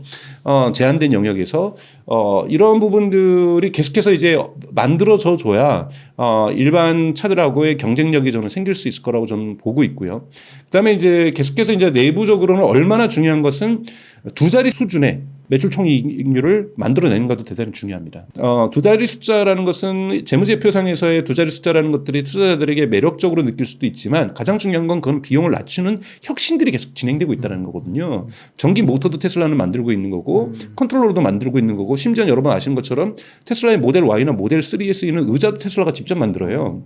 이런 수직 통합이 잘 돼 있다는 것은 엔지니어링의 컬처들이 되게 발전되어 있고 이런 엔지니어의 문화가 혁신을 계속해서 이끌고 있다는 거고 이 혁신은 생산 원가를 계속해서 낮출 수 있는 힘을 가지고 있다는 거거든요. 이런 부분에서 전기차 부분에서의 어떤 매출총 이익률 경쟁, 크로스 마진 경쟁은 대단히 중요하다고 보고 있습니다. 비용 절감 측면에서 굉장히 중요한 얘기를 해주셔가지고 최근에 아직 기술적으로는 양극하고 음극에 다 도입은 못하고 있는데 뭐 유일하게 그래도 건식 전극 공정을 도입하는 데가 테슬라고 음극에서 음극에서만 지금 적용하고 있고 그래서 지금 테슬라 하니까 BMW, 볼보, 뭐 폭스바겐, 스텔란티스도 다 도입을 긍정적으로 밝히겠다고 했고 그래서 테슬라가 지금 아직 음극에서만 적용하고 있는 건식 전극 공정 관련돼서 이게 아마 배터리의 뭐 제조 원가나 여러 가지 생산 공정의 혁신을 가져올 거라고 예상하는데 지금 그 건식 전극 공정 관련돼서는 어떤 의견을 갖고 계신지 우선은 사실은 뭐 여러 가지 지금 뉴스들은 나오고 있어요. 일론 머스크가 4680 담당자에게 올해 말까지 2024년 12월 말까지 브레이크 이븐 포인트 손익분기 좀 못 가면 4680 접겠다. 뭐 이런 얘기도 할 정도로 이제 압박을 하고 있는 이건 일론 머스크 다운 경영 스타일이죠. 일론 머스크가 많은 사람들 해고할 때 사람들이 왜 이렇게 해고가 거치냐 그랬더니 내가 사람들이 전기차 시장 안 된다고 그럴 때 이렇게 전기차 시장 만들고 화성 간다는 꿈꾸면서 스페이스 X하고 내가 정상적인 사람으로 보이냐 정상적인 경영 스타일로 내가 이렇게까지 온 거라고 보느냐 그렇지 않다. 그래서 자기를 이해해달라 이렇게 얘기를 했던 것처럼 되게 거칠게 4680 팀에게 일론 머스크가 얘기했던 것은 12월까지 손익분기점 못 맞추면은 4680 접겠다. 이런 얘기를 했던 건데요. 이번에 2분기 실적 발표에서 컨퍼런스 콜에서 되게 중요한 메시지가 나오죠. 수율이 그러니까 이게 수율이 되게 중요합니다. 네, 맞습니다. 수율이 되게 중요한데 수율이 50%가 개선됐다고 얘기를 했어요. 그러니까 수율이 50%가 개선됐다는 것이 만족스럽냐 아니냐라는 것은 얘기할 수는 없지만 그 과정은 만족스럽다 얘기를 했어요. 아직까지 수율 50% 개선이 저점에서 개선됐을 수 있는 거고요. 그렇죠, 네. 그렇기 때문에 이것이 자체가 완벽하다고 얘기할 수는 없는 거잖아요. 네. 건식공정 자체를 지금 시도하고 있고 수율이 50% 개선되고 있다는 것은 현재대로 간다라면 4680 배터리를 포기하는 것이 아니라 연말 정도 되면은 응급 건식공정을 적용한 상태에서 손익분기점에 도달할 가능성은 분명하게 존재한다. 이것이 존재해야 사실은 패나소닉이나 LG 엔솔로부터 뭐 제가 보기에는 4680 배터리를 OEM 방식으로 공급받는 이러한 것들도 본격화될 수 있을 거라고 보는 거고요. 그랬을 때만 지금 사이버 트럭에만 적용하고 있는 4680 배터리를 모델 2라든지 로보택시 그다음에 모델 Y나 모델 3에도 적용할 수 있을 뿐만 아니라 가장 중요하게는 옵티머스가 걸려 있습니다. 옵티머스에도 뭐 뒷부분에 말씀드렸지만 전기가 배터리가 너무나도 중요하거든요. 여러분 한번 생각해보세요. 현대 보스턴 다이나믹스의 그 로봇가 한 번 충전하면 몇 시간 쓸 수 있을 것 같으세요? 오래 못 씁니다. 그러면 옵티머스도 오래 못 써요. 여기에는 왜냐하면 배터리를 자동차만큼 집어일 수가 없잖아요. 그쵸. 엄청 크기가 작으니까. 네네. 그렇기 때문에 이 배터리를 집어일 수 있는 몸통이 집어일 수 있는 기본적인 이 배터리의 용량 자체가 작습니다. 그러면 어마어마한 효율성들을 뽑아내줘야 되는 거거든요. 네. 여기는 4680 같은 배터리 효율성이 없다라면 또는 뭐 BYD가 쓰고 있는 블레이드 방식을 쓴다든지 이런 식으로 해결을 해줘야 되는 거거든요. 그런 부분에서 4680은 테슬라가 포기할 수 없는 방식이라고 볼 수가 있는 거고 물론 여기에는 리튬을 뭐 제거하면서 소디움으로 교체한다든지 뭐 이런 여러 가지 혁신들은 앞으로도 계속 있을 거라고 보고 있어요. 네. 그러니까 그럼에도 불구하고 전체적으로 배터리 기술의 혁신은 테슬라에게서는 앞으로 AI 시대에 AI 전환을 갖다가 꿈꾸고 있는 테슬라라 할지라도 배터리 부분에서의 혁신은 대단히 중요하다. 그렇지 않을 경우에는 옵티머스가 대중화될 수가 없기 때문입니다. 그 배터리 4680 원통형 배터리 기대감이 국내 2차 전지 시장에도 엄청 높거든요. 사실 근데 테슬라 4680 그 원통형 배터리를 LG가 상당 부분 LG가 외주로 가져갈 가능성이 오히려 더 테슬라가 그러니까 4680 원통형 배터리 뭐 심지어는 포기까지 기사가 나왔는데 포기까지는 어렵더라도 그 부분을 LG 엔솔이나 뭐 삼성 SDI가 왜냐면 당장 LG 엔솔 같은 경우는 내년 생산을 땡겨가지고 우리는 오창 공장에서 8월달에 LG 엔솔로 4680 원통형 배터리 양산하겠다고 밝혔거든요. 그러면 테슬라가 지금 4680 원통형 배터리 이렇게 엄청나게 그 심혈을 기울이고 있으면 LG 엔솔한테는 굉장히 그 호재가 아닌가 그런 호재인데 이제 문제는 이제 수익률이겠죠. 왜냐하면 이제 음극 건식을 테슬라는 성공했다라고 밝히고 있고 실제로 이것을 얼마나 손해 안 보면서 손익분기점을 넘으면서 양산할지는 좀 더 지켜봐야 될 문제지만 아직까지 LG 엔솔은 음극 건식이 아니라 습식이잖아요. 맞습니다. 네. 그래서 분명한 차이점이 있다라는 거고 여러분 어렵게 보지 마시고 습식하고 건식에는 생산 비용의 차이가 엄청나게 난다. 이렇게 해보면 원가가 내려간다는 거잖아요. 그러면 테슬라 입장에서 우리는 성공했으니 요 방식 포뮬라를 줄 테니까 요거대로 맞춰주든 너네 거를 납품하려면 요 가격에 맞춰달라고 얘기할 거 아니에요. 낮은 가격에 맞춰달라고 얘기를 하겠죠. 또는 우리가 포뮬라 줄 테니까 요거대로 그냥 주문 생산해줘. 둘 다 뭘 하냐면 수익률이 떨어진다는 거죠. 그러니까 이 부분에 LG 엔솔이 풀어야 될 숙제고 LG 엔솔도 저는 뭐 테슬라도 했는데 LG 엔솔이 못할 이유는 없으니까 음극 건식 부분을 LG 엔솔도 반드시 해야만 한다는 시장의 압박을 받게 된다는 건 저는 나쁘지 않게 봐요. 항상 이런 경쟁의 압박이 있어야 기술이 혁신할 수도 있는 배경도 되는 거니까요. 그런 면에서 4680 배터리 시장은 저는 앞으로 어마어마하게 커질 거라고 봐요. 왜냐하면 바로 AI 로봇 시장 때문입니다. AI 로봇 시장은 지금 테슬라의 옵티머스만 지금 꿈꾸고 있는 게 아니라 다양한 중국 기업들 그리고 뭐 엔비디아도 지금 꿈꾸고 있는 거고 또 오픈 AI도 지금 피규어 AI에다가 투자를 해서 지금 하고 있는 거고 아마존도 지금 투자를 해서 얘기를 하고 있는 거고 현대도 기아차도 지금 투자를 한 거고 뭐 메르세데스 벤츠도 BMW도 다 투자하고 있는 거거든요. 그래서 전 세계 시장에서 이 로봇에다가 투자를 하는데 이 로봇이 자동차보다 개수가 많을 겁니다. 근데 여기에 들어갈 배터리 이거는 계속해서 뭐 이게 뭐 자꾸 3원계냐 LFP라고 문제하는데 저는 그건 되게 중요하지 않다고 봐요. 그냥 4680이 되게 중요합니다. 그러니까 하여튼 그러니까 한 번 저장해서 오래만 쓸 수 있는 기가와트시를 얼마나 많이 조그만 공간에다가 많이 때려 박느냐가 제일 중요한 거예요. 이것이 3원계냐 뭐 이걸 몇 번 더 충전할 수 있느냐 뭐 LFP는 여러분 한국 배터리 저는 논쟁에서 중요하지 않다고 보고 있어요. 정말 와트시를 작은 그러니까 같은 공간에서 에너지 밀도네요. 그렇죠. 에너지 밀도죠. 네. 에너지 밀도를 얼마나 폭발적으로 증가시킬 수 있는가는 AI 로봇 시장을 여냐 못 여냐에 있어서 결정적으로 왜냐하면 한번 생각해 보세요. AI 로봇을 배치를 했어요. 1시간마다 충전해야 돼요. 그러면 몇 대를 사야 됩니까? 똑같은 한 대를 사서 해결할 수 있는 거를 8시간마다 충전할 수 있다라면 한 대 사야 되는 것을 1시간마다 충전해야 되면 그 비싼 로봇을 8대를 사야 되는 거잖아요. 그럼 그 8대가 수리를 하기 위한 애프터 서비스인가 수리와 관련된 것도 더 많이 발생할 거고 그들을 저장 공간해야 되고 그들을 충전하는 공간도 발생해. 이건 있을 수 없는 거예요. 그러니까 AI 로봇 시장이 실제로 옵티머스 시장이 시작점을 만들기 위해서는 반드시 밀도가 높은 배터리가 나와야 된다는 거고 그 시장을 누가 열어갈 것인가가 중요한 것이지 여러분 자꾸 그 2023년에 3원계냐 LFP냐 뭐 이런 거 가지고 2차 전지 시장을 바라보셔는 절대 안 된다는 말씀 좀 드리고 싶습니다. 근데 저는 박사님 얘기 들으니까 오히려 상온계 배터리에 굉장히 앞으로의 무궁무진한 경쟁력이 있다고 보는 게 LFP 배터리하고는 비교가 안 될 정도로 최소 30에서 최대 뭐 7, 80%의 그 에너지 밀도 차이가 같은 용량 대비 차이가 나기 때문에 그렇죠. 근데 이제 LFP도 계속 여러분 개선은 되고 있습니다. 맞습니다. 예, 개선되고 있거든요. 1년에 보통 7에서 8%가 개선되고 있다고 얘기를 하고 있거든요. 그래서 LFP도 분명히 개선되고 있고요. 그리고 CATL도 3원계 하잖아요. 네. 그래서 뭐 한국만의 3원계는 한국만이다 이건 아니고 LG 엔솔도 LFP 하잖아요. 그래서 저는 3원계냐 LFP냐로 논쟁을 해서 중국이냐 한국이냐 이런 식으로 이분법으로 나눠서는 시장을 나눠서는 안 된다라고 보는 거죠. 필요에 따라서는 LFP 쓰는 거고 필요에 따라서는 3원계 쓰는 거고. 맞습니다. 네. 그래서 그런데 앞으로 저는 옵티머스 시장 자체를 갖다가 2025년이라고 보지는 않아요.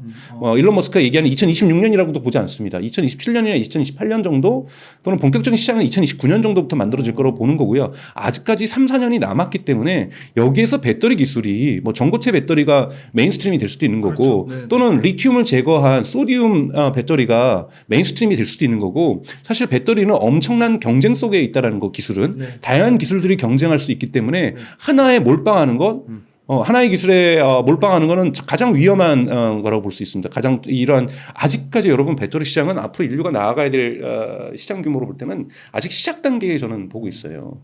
이제 겨우 시작하고 있는 거에 하나의 특정 기술이 뭐 과거로 치면 여러분 1980년대를 기억하시는 분 초반을 저도 뭐 어렸을 때이기 때문에 그때를 기억하고 있는 게 아니라 역사책으로 배운 거지만 비디오 방식의 무슨 8방식이냐 VHC 방식이냐 이런 거 하다가 그냥 정리하잖아요. 네. 그러니까 기술적으로는 8방식이 훨씬 좋았어요. 네네. 예? 소니가 만들었던 8방식이 훨씬 더 좋았지만 나머지 업체들이 만들었던 VHS 방식이 비디오 시장을 정리하잖아요. 맞습니다. 네. 기술이 후져고 퍼포먼스가 떨어져도 시장은 다른 기술로 대체될 수 있습니다. 이것이 역사가 가르쳐 준 거거든요. 그렇기 때문에 그러한 2023년식의 2차 전지 시장을 바라보는 시각 저는 프레임을 확장할 필요가 있다고 저는 생각이 들어요. 전체 시장 규모로 AI 반도체를 넘었을까요? 그럼 배터리 시장이? 그렇지는 않을 거예요. AI 반도체 시장도 왜냐하면 여러분 옵티머스가 만약에 AI 로봇에도 다 추론칩 있어야 됩니다. 그렇죠. 추론칩 다 네, 맞습니다. 들어가야 되는 거고 그들 또한 다 클라우드에 연결돼야 되겠죠. 데이터 센터는 더 필요하겠죠. 여러분 로봇들을 설치한다라는 것은 어마어마한 규모의 데이터 센터를 더욱더 필요로 하고 로봇 자체에도 하이엔드 추론칩이 필요하고요.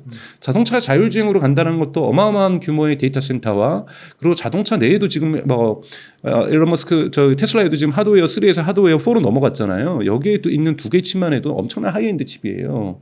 그리고 이제 그 다음부터는 이제 하드웨어라고 이름하지 않고 AI5, AI6로 가겠다는 거잖아요. 그러니까 이러한 이 자동차에 들어가는 인베딩 되고 있는 이 칩도 하이엔드 칩이 들어가는 거고 그래서 칩 시장은 어마어마하게 저는 계속해서 커질 거라고 보고 있는 거고 같은 규모로 저는 배터리가 커질 거라고 보고 있는데 시장 사이즈에서 어떤 게 더 클까는 건 저도 잘 모르겠습니다. 앞부분에 좀 말씀 주시긴 했는데 로보택시 상용화가 갖는 의미랑 그 로보택시 그러니까 뭐 금강이 개발되면 청바지 업체가 돈 벌듯이 아까 부품 중에 레이더랑 라이더랑 뭐 여러 가지 부품 뭐 카메라 모듈 이런 거 얘기해 주셨는데 뭐 로보택시 상용화되면 뭐 투자 관점으로 좀 뭐 구독자분들이 좀 관심 있게 좀 공부해 볼 만한 기업이라든가 어떤 기술이라든가 그런 부분이 있을까요? 그러니까 우선은 이제 되게 큰 논쟁들이 있었죠. 레이더 없는. 그러니까 라이다하고 레이더는 하나는 전파고 하나는 레이저를 쏘는 거잖아요. 네네네. 그래가지고 앞차와의 거리라든지 이런 것을 뭐 측정하는 거라고 한다면 일론 머스크는 이제 사실은 남들이 보기에는 미친 짓을 한 거죠. 그거 없이 비전 온리라는 것은 카메라만으로 8대 카메라만으로 이거를 해버린 거잖아요. 네네네. 그런데 지금 FSD의 성능을 보면은 비전 온리도 충분히 가능하다는 것을 보여주고 있는 거잖아요. 네네. 그리고 중국의 샤이펑이 이거를 쫓아가고 있는 거고, 그래서 지금 비전 온리로 하고 있는 기업은 유일하게 지금 유일한 건 아니죠. 이제 테슬라하고 샤이펑 두 기업밖에 없는 거잖아요. 그래서 저는 라이다하고 레이다 논쟁은 종식되고 있다고 보는데요. 살아날 수는 있어요. 예를 들자면 FSD를 갖다가 라이다하고 레이다 없이 충분히 일반 차량에다가 부착하는 일을 하나 할 수가 있고요. 로보택시에는 라이다나 레이다를 달 수가 있거든요. 네네. 그렇기 때문에 이 로보택시는 여러분 쉽게 얘기해서 두 가지 종류가 있는 겁니다. 하나는 일론 머스크가 얘기했던 우버 모델, 즉 테슬라가 차량을 운영하는 거예요. 테슬라가 뭐 뉴욕시에는 5만 대, 10만 대 이렇게 운영을 하면서 사람들이 여기다가 이 돈을 내고 타는 거죠. 네. 훨씬 더 택시비보다 저렴할 거기 때문에 경쟁력이 있을 겁니다. 하지만 이 로보택시가 상용화되는 데는 엄청난 시간이 걸릴 거예요. 여러분 이거 믿고 테슬라 투자하시면 저는 안 된다고 생각해요. 왜냐하면 장기 투자를 한 5년, 10년 하실 거면 몰라도 기술적으로도 안정화가 되기 위해서 첫 번째 단계가 unsupervised, 그러니까 즉 비감독 네. FSD가 나와야 되는 거고, 이것을 정부의 허가를 받아야 되는 거고요. 그리고 13보다는 한 14 버전 정도가 나와야 아마 로보택시가 허가가 될 거예요. 그리고 그 사이에도 엄청나게 논쟁이 있겠죠. 뭐 미국 고속도로 안전교통에서 이거 문제 있다, 이거 고쳐라, 뭐 이거 안 고치면 허가 취소한다, 뭐 이런 엄청난 논쟁들도 있고 싸움들이 있고, 두 번째는 서울이나 또는 뉴욕에 있는 택시 기사들이 가만히 있겠어요? 타다도 도입하면 난리 났던 나라에서 그렇죠. 로보택시 금지법 나올 수도 있어요. 그러니까 이 정치적인 허들을 넘는 것이 더 어렵습니다. 피닉스라든지 뭐 이런 데는 우선은 규모도 작고 뭐 샌프란시스코나 LA 같은 데서 어느 정도 해볼 수 있는데, 뉴욕에서 하겠다, 런던에서 하겠다, 파리에서 하겠다, 베를린에서 하겠다, 도쿄에서 하겠다, 서울에서 하겠다, 베이징 베이징은 이제 정부가 민다고 치고 이건 쉽지 않은 일이라는 거죠. 그러니까 정치적인 허들을 건너야 되기 때문에 상용화에는 되게 오래 걸릴 거다. 근데 일론 머스크가 얘기했던 에어비앤비 모델이 있어요. 이거 뭐냐면 내가 FSD 차주예요. 이것도 물론 정부의 허가가 있어야 돼요. 차주인데 내가 출근을 했어요. 회사 주차장에다 주차를 하지 않고 너 퇴근할 동안 돈 벌어와. 그럼 얘가 돌아다니면서 본 것 같습니다. 네, 이렇게 로봇 되는 거죠. 그러니까 이거는 로봇 택시로 만들어주는 것이 아니라 일반 차량이 돈을 벌어오는 이런 모델도. 근데 뭐 차주들 중에서 이거를 어떤 사람은 싫어할 수 있잖아요. 내 차에 누가 타? 뭐 뒤에 뭐 누가 흔적을 남겨? 뭐 이럴 수가 있기 때문에 이것 자체가 얼마나 대중들에게 수용성을 가질지, 차주들에게 수용성을 가질지는 좀 시장을 지켜볼 필요가 있다고 저는 생각인데, 저는 이 시장은 조금 더 빨리 이것도 근데 정부의 허가가 필요하다라는 거예요. 근데 이거 시장보다 더 많이 먼저 오는 것은 그냥 자차에 FSD를 쓰는 거예요. 여러분 출근할 때 회사까지 가자. 그런데 가면 얼마나 좋겠어요. 퇴근하자. 집 오면 퇴근하고.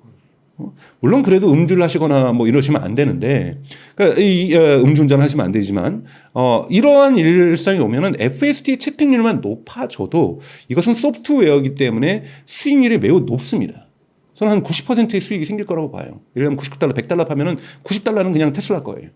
매달, 그러니까 월 구독료에서. 그게 이제 유지 비용이나 이런 테슬라에서 별도로 비용 들어가는 게 없어서 그런 거예요. 그렇죠. 한번 원래 소프트웨어라는 게 그렇잖아요. 오피스든 MS 워드든 한번 만들 때 비용이 많이 들어가는 거지, 만들고 나서 이거 찍어내는 거는 한계 비용 제로라고 얘기를 하잖아요. 그렇기 때문에 대단히 수익성이 높은 사업이라고 볼 수가 있는 거고, 매달 수익이 발생하는 사업이고, 이 FSD가 채택률을 높여내면서 수익을 발생해도 저는 테슬라 주가는 대단히 크게 오를 거라고 보는 거예요. 그래서 로보택시는 조금은 먼 미래라고 보고, 로보택시는 정책 산업입니다.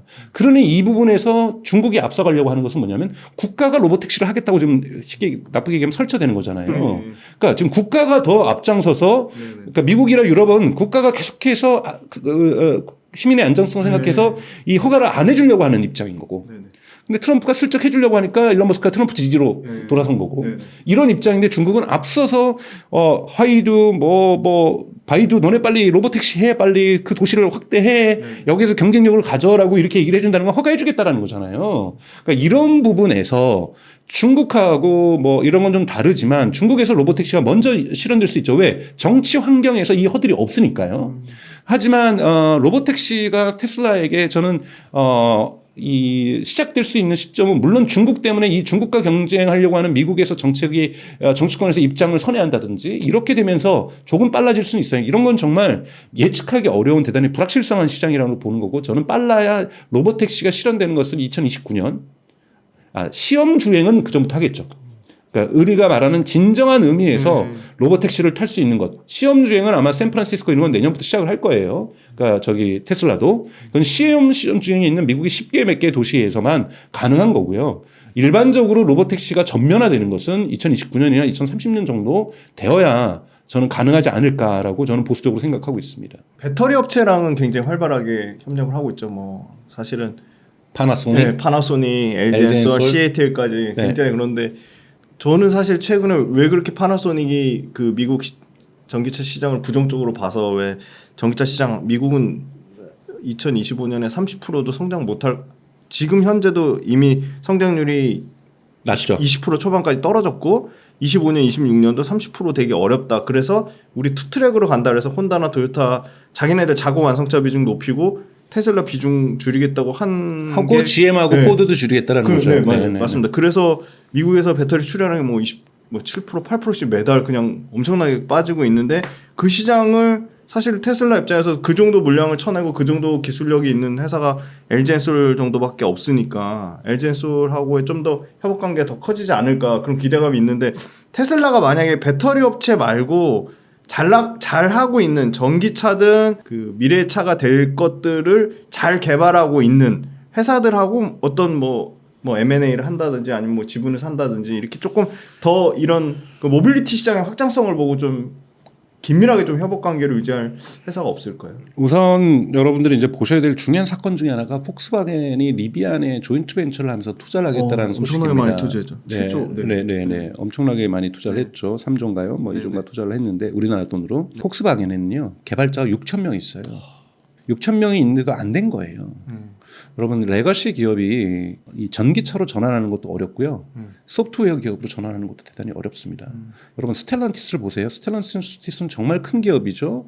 미국에서는 그렇죠. 크라이슬러가 있고 집이 있고 대표적으로는 뭐 또 뭐 픽업 트럭도 있지만 브랜드도 있지만 프랑스에는 르노와 시트로엥이 있는 거고 르노가 아니라 푸조하고 시트로엥이 있는 거고 그다음에 이탈리아에 피아트가 있는 거잖아요. 자, 근데 이탈리아하고 지금 프랑스에서는 전기차를 만들고 있지만 미국에서는 전기차 한 대도 안 만들고 있어요. 그러니까 시장을 못 키우고 있는 거죠. 그리고 포드하고 GM은 지금 자동차를 팔면 적자예요. 적자죠. 네. 그러니까 구조를 못 하고 있는 거죠. 여러 가지에서 사내 노조하고의 관계도 있는 거고 이런 부분들이 있는 거예요. 현대 기아차는 잘 푼 거죠. 예를 들면 현대차 노조의 울산 공장에다가 전기차 짓는 조건으로 신규 채용 딜한 거잖아요. 노조에서 반대한 거잖아요. 독일에서는 저항이 없겠습니까? 왜냐하면 부품 수가 줄어들기 때문에 1차 벤더들, 2차 벤더들 크게 질서 재편이 옵니다. 많이 망합니다. 그러니까 벤더들의 저항들이 있는 거고 노동조합에서도 저항이 있는 거고 그리고 또 하나는 뭐냐면 제가 모터 전문가로 거기에서 월급을 받고 있고 모터 전문가로 내가 임원도 됐어요. 제가 전기차로 전환하는 것을 내연기관 전문가로 임원됐는데 찬성할까요? 절대 안 하죠. 사내 정치에서 엄청난 저항이 있을 수밖에 없는 겁니다. 그래서 이러한 사내 정치가 엄청날 수밖에 없는 거고 폭스바겐이 그나마 빠른 속도로 전환하는 이유는 두 번째 이유는 중국 시장 때문이에요. 중국에서 가장 많은 시장 점유율을 가지고 있었던 게 폭스바겐인데 중국이 전기차로 전환하니까 폭스바겐도 어쩔 수 없이 전기차로 가려고 했던 거고 첫 번째 이유는 뭐냐면 디젤 게이트입니다. 여러분들 기억하실지 모르겠지만 폭스바겐이 사기 첫전에 디젤이 깨끗하다 그래가지고 디젤이 뭐가 깨끗해요. 클린 디젤이라는 상품으로 토요타 하이브리드에서 미국에서 경쟁했는데 배기가스 배출량을 속인 거잖아요. 그러면서 내연기관 담당 임원들이 대부분 구속됐습니다. 그러면서 내연기관의 정치 세력들이 일시에 정치적으로 숙청되는 우리식으로 표현하면 이런 결과가 오면서 전기 자동차파가 권력을 잡아버린 거죠. 이런 부분들이 있었기 때문에 폭스바겐은 그나마 폭스바겐이 브랜드에 여러분 포르쉐도 들어가고 여러분들 좋아하는 폭스바겐도 있고 유럽에서 많이 있는 시애트라든지 뭐 스코다도 있고 또 여러분들 좋아하는 람보기니 뭐 이런 거 다 여기 거잖아요. 그러니까 이런 데에서 전기차로 전환의 이 정도의 속도를 내는 것은 정치 권력 투쟁에 있어서 내연 기관파를 물러나게 했던 것 이런 부분도 작용을 했고 두 번째는 시장으로부터의 압력 가장 큰 거는 중국 시장으로부터의 압력이 전환을 가속화시켰다라는 거고 현대는 기아차는 매우 현명한 결정을 했다고 봐요. 현대 기아차 내에서도 내부가 말이 있었어요. 대표적으로 3, 4년 전만 해도 현대 기아차가 맨날 뭔 얘기했어요. 수소차 얘기했잖아요. 네, 맞아요. 택도 없는 말도 안 되는 말도 안 되는 얘기예요. 수소차를 간다라는 건 여러분. 수소차가 말도 안 된다라는 것은 미래의 에너지원으로서 에너지가 불필요하다는 얘기는 아닙니다. R&D 투자 저는 계속 해야 된다고 봐요. 뭐 탱크라든지 잠수함에 뭐 수소 연지 있는 거 저는 가능하다고 봐요. 뭐 비행기 된다든지. 근데 여러분 동네에다가 수소 에너지 충전소 만들면 여러분 찬성하시겠어요? 바로 데모 일어납니다. 수소 에너지 저장소는요, 자동차 배터리 자동차 폭발하는 거랑 이건 완전히 다른 거예요. 그냥 폭탄 하나 터지는 겁니다. 네? 네, 그러니까 수소 에너지 충전소를 못 만들어요. 국회에 수소 에너지 충전소인데 국회의원들 지들 무섭다고 그거 철수시켰잖아요. 이런 것이 수소 에너지 충전소입니다, 여러분. 이거는 대중화가 될 수가 없는 거예요. 그리고 고단위 기술이잖아요. 그러니까 그건 뭐냐면 현대자동차 내부에서 내연기가 분파가 수소차를 밀었던 거죠. 그래야 자기네들이 내연기관과 유사한 부품에 엄청난 부품이 들어간 수소기가 에너지로 자신들의 권력을 유지할 수 있었다고 보는 거니까요. 네. 그렇기 때문에 내연기관 기관의 중심에 있는 전통차가 전기차 중심으로 전환하는 것은 매우 어려운 과정이다. 내부의 갈등도 있고 또 하나는 BMW도 마찬가지잖아요. BMW는 아직까지도 전기차를 팔면서도 전기차에서 수익을 못 내고 있어요. 네. 수익을 못 내는 사업을 CEO가 1년, 2년, 3년, 4년 끌고 간다? 그럼 사내에서 왜 돈도 못 버는 거 하세요? 이런 얘기가 나올 수밖에 없는 거예요. NC 소프트웨어가 왜 요즘 힘듭니까? 다 리니지 했던 사람이 떼돈 벌었는데 자꾸 새로운 게임 스타트업들을 만들어주면 내부에서 그냥 리니지나 하지. 돈 많이 버는. 이런 것이 만연할 수밖에 없는 것이 조직의 생리라는 거예요. 그렇기 때문에 지금 의미 있는 경쟁자는 오히려 새롭게 설계했던 BYD가 그래서 강력하다라는 거고 중국의 전기차 기업이 무서운 이유는 내연기관의 레가시, 전통이 없다라는 거예요. 그렇기 때문에 그들은 질주할 수 있는 거거든요. 질주하는 거고 이 질주를 지금 너무 무섭게 받아들이는 것이 유럽에 있는 기업들인 거죠. 왜 여러분 생각을 해보세요. 지금 유럽에도 관세를 갖다가 원래 10%에다가 38.1% 더해서 48.1% 도입했는데 독일은 반대했어요. 독일은 관세 도입 반대했습니다. 왜냐하면 여러분 독일 자동차 업체들 폭스바겐과 멜체스 벤츠와 BMW는 이 세 개 기업은요 유럽에서 독일을 포함한 유럽에서 판매하는 매출과 미국에서 판매하는 매출보다 중국 매출이 커요. 그러니까 중국 시장이 너무나도 중요한 거예요. 독일 기업들한테는. 그런데 여기에 내연기관도 아직 많이 팔고 있어요. 전기차도 조금씩 팔고 있지만 그런데 이 시장에서 보복 관세가 들어와 버리면 독일 차들이 못 파는 거예요.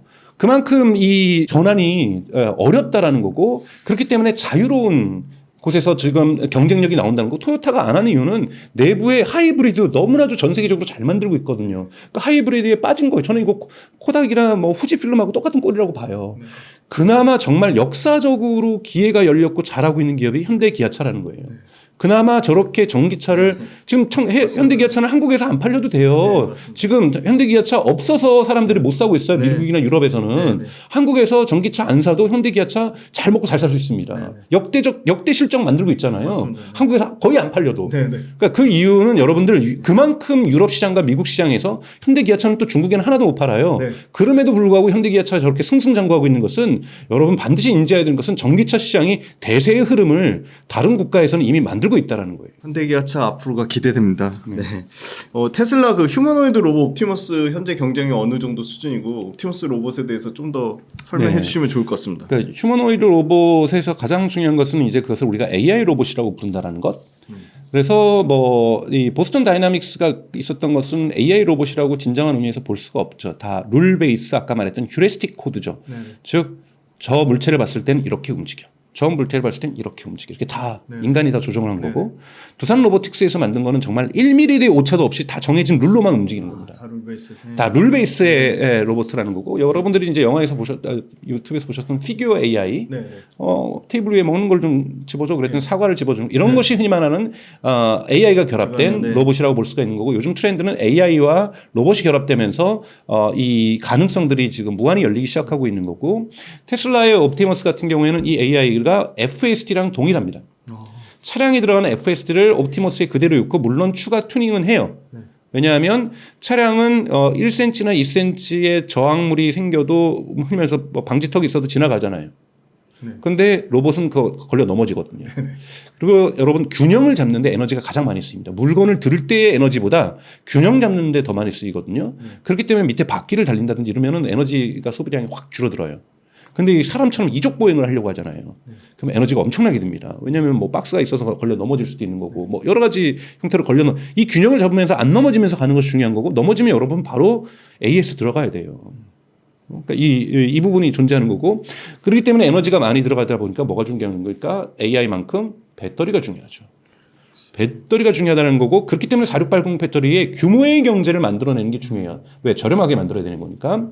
세 번째 뭐가 중요한 겁니까? 전기 모터가 중요합니다. 왜냐하면 이제 로봇에 들어가는 것은 액추에이터라고 해서 구동기라고 해서 우리가 말하는 근육이죠. 앞뒤로만 움직이는 것, 리니어 액추에이터, 회전하는 것 이런 것은 이제 뭐 로테이션 액추에이터라고 해서 이제 이런 회전 구동기하고 앞뒤로만 움직이는 이런 구동기로 이제 여러 개인데 수십 개의 구동기가 들어가거든요. 이 구동기가 뭡니까? 전기 자동차에 들어가는 전기 모터로 만드는 거거든요. 기술로. 그렇다면 요 세 개 다 가지고 있습니까? 테슬라가 가지고 있죠. 4680 배터리도 외주도 할 거지만 내재화하려고 하고 있고 FSD 내재화되어 있고 모터는 100% 내재화되어 있죠. 이러한 내재화되어 있는 기술을 그대로 3대 요소를 적용하고 있기 때문에 테슬라가 뭐라 그러냐면 가격을 얘기합니다. 가격 경쟁력이 중요한 거거든요. 예를 들면 피규어 AI가 나왔는데 한 대당 10만 달러예요. 버슨 다이나믹스 뭐 넘어져 있는 거 막 일어나고 있는 거 되게 멋져요. 전기 구동기로 바꾸면서 그전엔 전기 구동기도 아니었잖아요. 전기 구동기 하고 있는 거 멋져요. 그런데 10만 달러랍니다. 한 대당. 그러면 누가 사요? 이거 최근에 테슬라 25,000불 밑으로 가겠다 그러죠. 예, 가격도 떨어지는 것도 중요하고요. 판매 가격을 떨어뜨리는 것도 중요하지만 리스로 나갈 가능성도 높죠. 리스로 나가서 처음에 얼마 주고 매달 얼마 구독료를 내겠죠. 구독료가 뭐보다 싸야 됩니까? 한 달 인건비보다 싸야 돼요. 그렇지 않으면 공장에서 뭐 정신 나간 사람 아니면 뽀다고 내려는 사람 아니면 사장이 왜 로봇을 들여요? 저가 노동력, 최저임금 노동력을 쓰는 게 낫죠. 그러니까 즉 한 국가의 최저임금보다 싸야 됩니다. 근데 중국은 최저임금이 너무 싸잖아요. 중국까지 들어가려는 거는 극한의 대결이에요, 여러분. 인도에 들어간다고 생각해 보세요. 이 가격 경쟁력을 어떻게 맞춥니까? 그러니까 로봇을 만드는 것도 중요하지만 이 로봇을 궁극에서는 인도에도 팔아먹겠다. 중국에도 팔겠다. 한국은 당연히 팔아야 되는 거고 미국은 당연히 팔아야 되는 거고 인건비 비싼 유럽은 당연히 이런 데부터 먼저 들어갈 거예요. 인건비 비싼 데부터. 미국과 유럽 시장이 먼저지 중국 시장과 한국 시장과 인도 시장 가장 늦게 들어올 거예요. 테슬라도. 왜냐하면 그 가격 경쟁력을 맞춰줘야 되거든요. 또 하나 저는 옵티머스가 로보택시보다 훨씬 더 빠르게 시장에 진입할 거라고 보면서도 우려하는 부분이 있어요. 부품이 많이 들어가잖아요. 자동차만큼 아니지만. 그건 뭐냐면 잔고장이 많이 날 수 있다는 겁니다. 잔고장이 많이 나면 AIS 그 서비스가 촘촘하게 예를 들면 안산공단에서 옵티머스가 도입되려면 안산에 테슬라 옵티머스 서비스 센터가 설립이 돼야 돼요.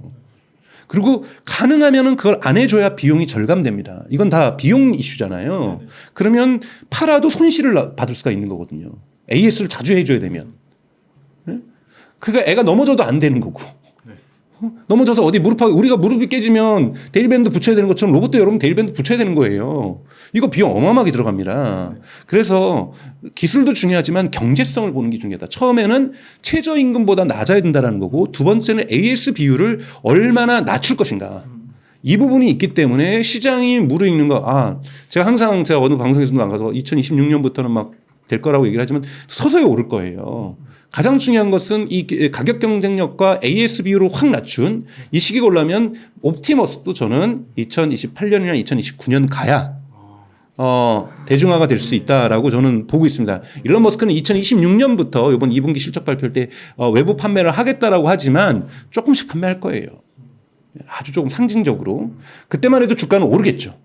그러나 뭐 일론 머스크가 얘기하나 캐시 우드가 얘기하는 아크 인베스트먼트가 얘기하는 10배 오른다 이런 거는요. 대중화가 되지 않으면 대중화에 성공하지 않고서는 대중화에 성공한다는 건 매우 어려운 거예요. 테슬라가 처음에 모델 3 만드는 것만큼 어려운 거예요. 왜 10배가 오른다고 얘기하면 모델 3 만들면서 10배 올랐잖아요. 모델 3 사람들이 전기차 당시 저도 그 당시 전기차면서 최대 주행 거리가 200km밖에 안 됐었어요. 모델 3 나오면서 이거를 400km로 옮긴 거잖아요.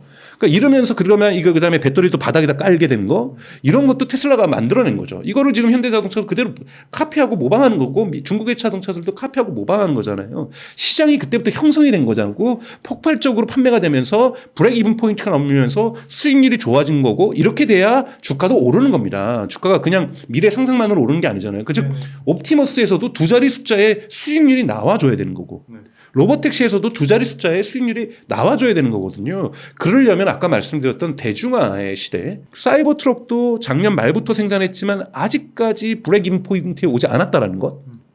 그럼 옵티머스도 초기 생산에서 2, 3년은 브레이크 이븐 포인트가 오기 어렵다라는 거예요.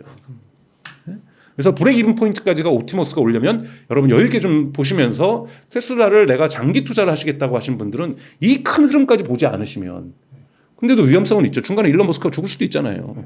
네? 뭐 어떻게 될지 모르는 거거든요. 그래서 투자라는 건 그래서 제가 일론 머스크 지금 테슬라한테 여러분 이 방송에서 장기 투자 하라고 권하는 거 아닙니다. 개인적으로 하시는 거고 그런데 리스크는 항상 있습니다. 대중화에 실패할 수 있어요. 시장에서 실패할 수 있어요. 기술에서는 성공할 수 있어도 시장에서 실패한 역사적인 사례가 너무나도 많습니다. 가장 먼저는 에디슨과 싸웠던 테슬라잖아요. 전기를 만들었던. 지금 보면은 테슬라가 맞았어요. 근데 에디슨이 사기친 거잖아요. 교류가 더 중요하다. 시장에서 기술이 좋아도 당시 진짜 자동차 테슬라 말고 전기를 만들었던 직류론 테슬라 그거 회사 망했잖아요. 그리고 1980년에는 소니의 팔방식이 VHS에 망했잖아요. 그러니까 여러 가지 기술력에서는 좋아도 시장에서는 실패할 수 있는 가능성들은 아직까지도 언제든지 존재한다는 것. 그래서 하지만 저는 매우 테슬라가 그나마 이 부분에서는 근접해 있다는 거. 왜? 자동차와 옵티머스의 시너지 효과가 있다는 거죠. FSD를 자동차를 위해서 개발했지만 옵티머스에 쓸 수 있다는 것. 다른 로봇 회사는 이 AI를 새로 개발해야 돼요. 처음부터 끝까지. 근데 데이터가 어디 있어요? 정말 엄청나게 비용이 들 거라는 거죠. 여기에다가 AI 칩 학습할 수 있는 데이터 센터 줘야 되는데 테슬라는 FSD를 위해서 데이터 센터 지금 만들어 놨어요. 텍사스 공장에서 더 확장하고 있어요. 그럼 이거 그대로 로봇에 쓰면 되는 거거든요. 그러니까 비용을 엄청나게 절감시킬 수가 있는 거죠.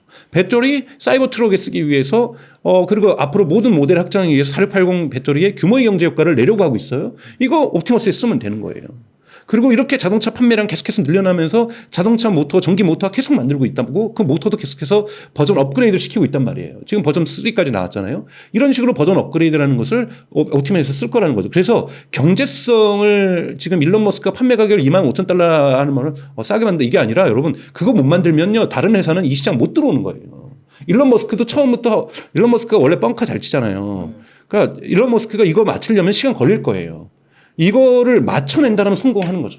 근데 25,000달러 못 만들어내면요. 이거는 아무리 이 로봇이 훌륭하고 인간을 대체해 줄 수 있어도 공장에서 작성할 수 없다는 거. 그걸 여러분들이 함께 보시면서 이것의 경제성이 어떻게 되는 것도 함께 보시면서 기술력도 보셔야 되지만 보시면서 이 시장을 보셔야 된다. 근데 일론 머스크를 우리가 좀 테슬라를 좀 신뢰하는 것은 팔콘 9도 보세요. 스페이스X. 스페이스X가 왜 이렇게 성장하게 됐습니까? 다시 돌아오는 로켓. 재활용하는 로켓. 그래서 로켓의 일회 발사 비용을 반 이상 낮췄기 때문에 이게 뭐냐면 경제성의 논리거든요. 이 경제성을 맞추는 기술 혁신 이 부분이 가장 중요하다라는 거고 이런 부분에서 테슬라의 옵티머스는 그래도 가장 AI 로봇 시대를 근접해 있는 로봇이라고 볼 수가 있습니다. 박사님 얘기 들으니까 지금 테슬라 주문 늘어가야 될 것 같습니다. 너무 긍정적인 부분만 얘기해 주셔서 마지막 얘기도 마지막으로 조금 테슬라 투자하시는 분들한테 이런 건 진짜 저는 일론 머스크가 굉장히 큰 리스크 요인이라고 생각하는 사람 중에 한 명이고 일론 머스크 그 경영자의 어떤 말 그런 부분 또 그다음에 계속 얘기 중간중간에 나온 거는 중국의 강력한 뭐 전기차 관련돼서도 뭐 BYD나 CAT를 얘기하셨지만 소프트웨어도 관련 측면, 그다음에 하드웨어 측면도 중국의 굉장히 여러 가지 측면으로 테슬라가 너무 이 중국에 많은 강력한 어떻게 보면 경쟁에 놓여 있는데 그 테슬라를 좀 장기 투자하는 관점으로 투자자분들이 좀 주의해야 될 것과 아니면 테슬라 투자하는데 가장 효과적인 효율적인 방법은 뭐라고 생각하시는지? 우선은 저는 이제 테슬라의 가장 큰 리스크는 역시 테슬라의 가장 큰 장점도 오너고요. 네. 테슬라의 가장 큰 리스크도 오너 리스크가 분명하게 존재한다는 거고 또한 근데 일론 머스크가 없었다면 테슬라가 있었을까 스페이스X가 있었을까 없었다라고 저는 분명하게 확신을 하고요. 그래서 일론 머스크가 있는 것이 중요하고요. 그래서 일론 머스크의 오너 리스크에서는 정치적 리스크도 이제 또 하나 추가가 됐죠. 왜냐하면 특정 정당을 기업인이 지지한다는 건 그렇게 권할 사항이 아니라고 저는 생각이 들어요. 이 리스크 분명하게 여러분 존재하고요. 그다음에 또 하나의 리스크는 여러분들 보시는 것은 타임라인 리스크라고 저는 이제 명명을 하는데요. 일론 머스크가 지금까지 한 번도 시간 약속을 지킨 적은 없습니다. 네. 일론 머스크가 몇 년도에 뭐 하겠다, 몇 년도에 뭐 하겠다 지킨 적 한 번도 없는데 다만 그 시간에 뭘 하겠다고 했을 때 뭘 하겠다라는 것은 시간이 지나면 반드시 지켰어요. 그러니까 테슬라와 관련해서 다른 건 모르겠지만 테슬라와 관련해서 지키지 않은 약속은 없다. 다만 시간을 좀 더 보수적으로 보셔야 된다는 거예요. 2026년에 옵티머스를 외부에 판매한다는 거니까 테슬라의 주가가 한 300%는 오르겠지 해가지고 2026년을 생각하시면서 내가 2026년까지는 대출 다 받아가지고 상환을 그때 하는 걸로 해서 투자 이거는 완전히 자살골이라고 저는 이 생각이 들어요. 그러니까 타임라인은 절대 신뢰하면 안 된다. 하지만 전체적인 경향성들은 맞다. 그러니까 그 약속한 바는 지키고 있다는 부분에서 이 리스크가 크다라고 볼 수가 있고요. 그 다음에 말씀하셨던 것처럼 두 번째 이제 리스크는 이제 그러니까 이 정치 리스크죠. 그러니까 정치 리스크인데 이번은 지오폴리티컬한 즉 중국의 리스크가 클 수가 있는 거고 중국이 어느 정도 성장하게 되면 당연하게 유럽과 미국 같은 경우에는 중국에서 자동차를 판매해서 이득을 보다가 지금도 미국은 GM 같은 경우는 중국에서 엄청나게 자동차를 판매해서 돈을 벌고 있잖아요. 상하이 자동차라든지. 그러니까 그렇기 때문에 이득이 아니라 손실을 보게 된다라면은 빗장을 걸어 담는 걸 가능성이 존재하는 거고 이 상황에서 테슬라가 손해를 볼 수가 있죠. 왜냐하면 테슬라 같은 경우에는 상하이 공장은 땅도 테슬라 땅이 아니라 중국 공산당 땅이잖아요. 그 조건이기 때문에 테슬라가 여러 번 들어간 거예요. 왜 아니냐면 모든 외국 기업은 중국 기업과 합작 회사를 만들어서만 중국에서 자동차를 판매할 수 있는데 처음으로 테슬라가 합작 회사가 아니라 단독 회사로 판매를 하고 있는 거거든요. 그것에 대한 조건으로 뭔가 중국은 테슬라에 대한 컨트롤 요소가 통제 요소가 필요하니까 땅을 판매를 안 하는 거고 대여를 해준 거죠. 그래서 뭐 이런 대여 기간이 끝나면 공장 빼야 되는 당 빼듯이 뭐 이래야 되는 이러한 상황들의 리스크들이 미중 갈등이 격화될 때 테슬라가 중국에서의 위치가 분명하게 위협받을 수 있다. 뭐 이런 부분들 그리고 중국 시장이 그래도 매우 큰 시장이기 때문에 여기에 흔히 말하는 반미 정서가 형성이 돼서 미국 제품 사지 말자 할 경우에 가장 큰 타격을 받을 기업은 애플, 두 번째 테슬라 이런 리스크 분명하게 존재할 수 있어요. 그래서 이런 부분들도 지켜봐야 됩니다. 그래서 세계가 갈등 국면으로 치닫을수록 테슬라에게는 리스크 요인이 커진다라고 볼 수가 있고요. 그런 부분에서 근데 이 부분이 당분간 해결될 기미가 보이지 않고 여러분도 느끼시겠지만 더욱더 강화될 거라고 볼 수 있는 거잖아요. 그래서 미중 갈등 또는 유럽과 중국의 갈등 또는 한국과 중국의 갈등이 결코 테슬라 주가에는 긍정적이지 않다. 이런 말씀을 좀 드리고 싶습니다. 그리고 투자하는 방식 저는 어떻게 하냐면 그냥 옵션 투자를 하지가 않기 때문에 그리고 포트폴리오도 다양하지가 않기 때문에 한국 주식은 하나도 안 갖고 있기 때문에 저는 테슬라 주식은 가지고 있습니다. 근데 저는 돈이 있을 때마다 사 모으는 형식으로 가고 있고요. 저는 적립식 분할 투자를 하시는 거네요. 저는 그냥 국민연금 열듯이 하고 있고 저는 테슬라 주식은 2030년 이후에 팔겠다라는 생각의 재무 계획을 가지고 있어요. 그래서 2030년 전에 필요한 돈은 테슬라 주식을 사지는 않고요. 그래서 2030년 이후에 테슬라 주식을 팔겠다라는 원칙을 세우고 있고 거기에 맞는 저의 파이낸스 계획에 맞춰서 투자를 하고 있습니다.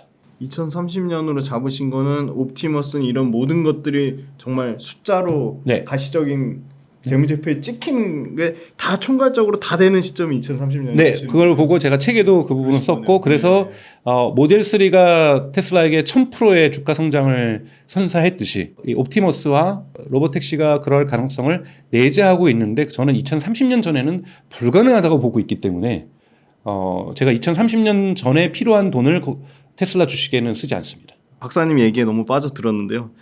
장시간 동안 유익한 인사이트 나눠주셔서 너무 감사드리고 다음 시간에는 아마 이 팔콘 9에 대한 얘기를 좀 들어봐야 될 것 같습니다. 네, 알겠습니다. 네, 너무 고생 많으셨습니다. 고맙습니다. 감사합니다. 네.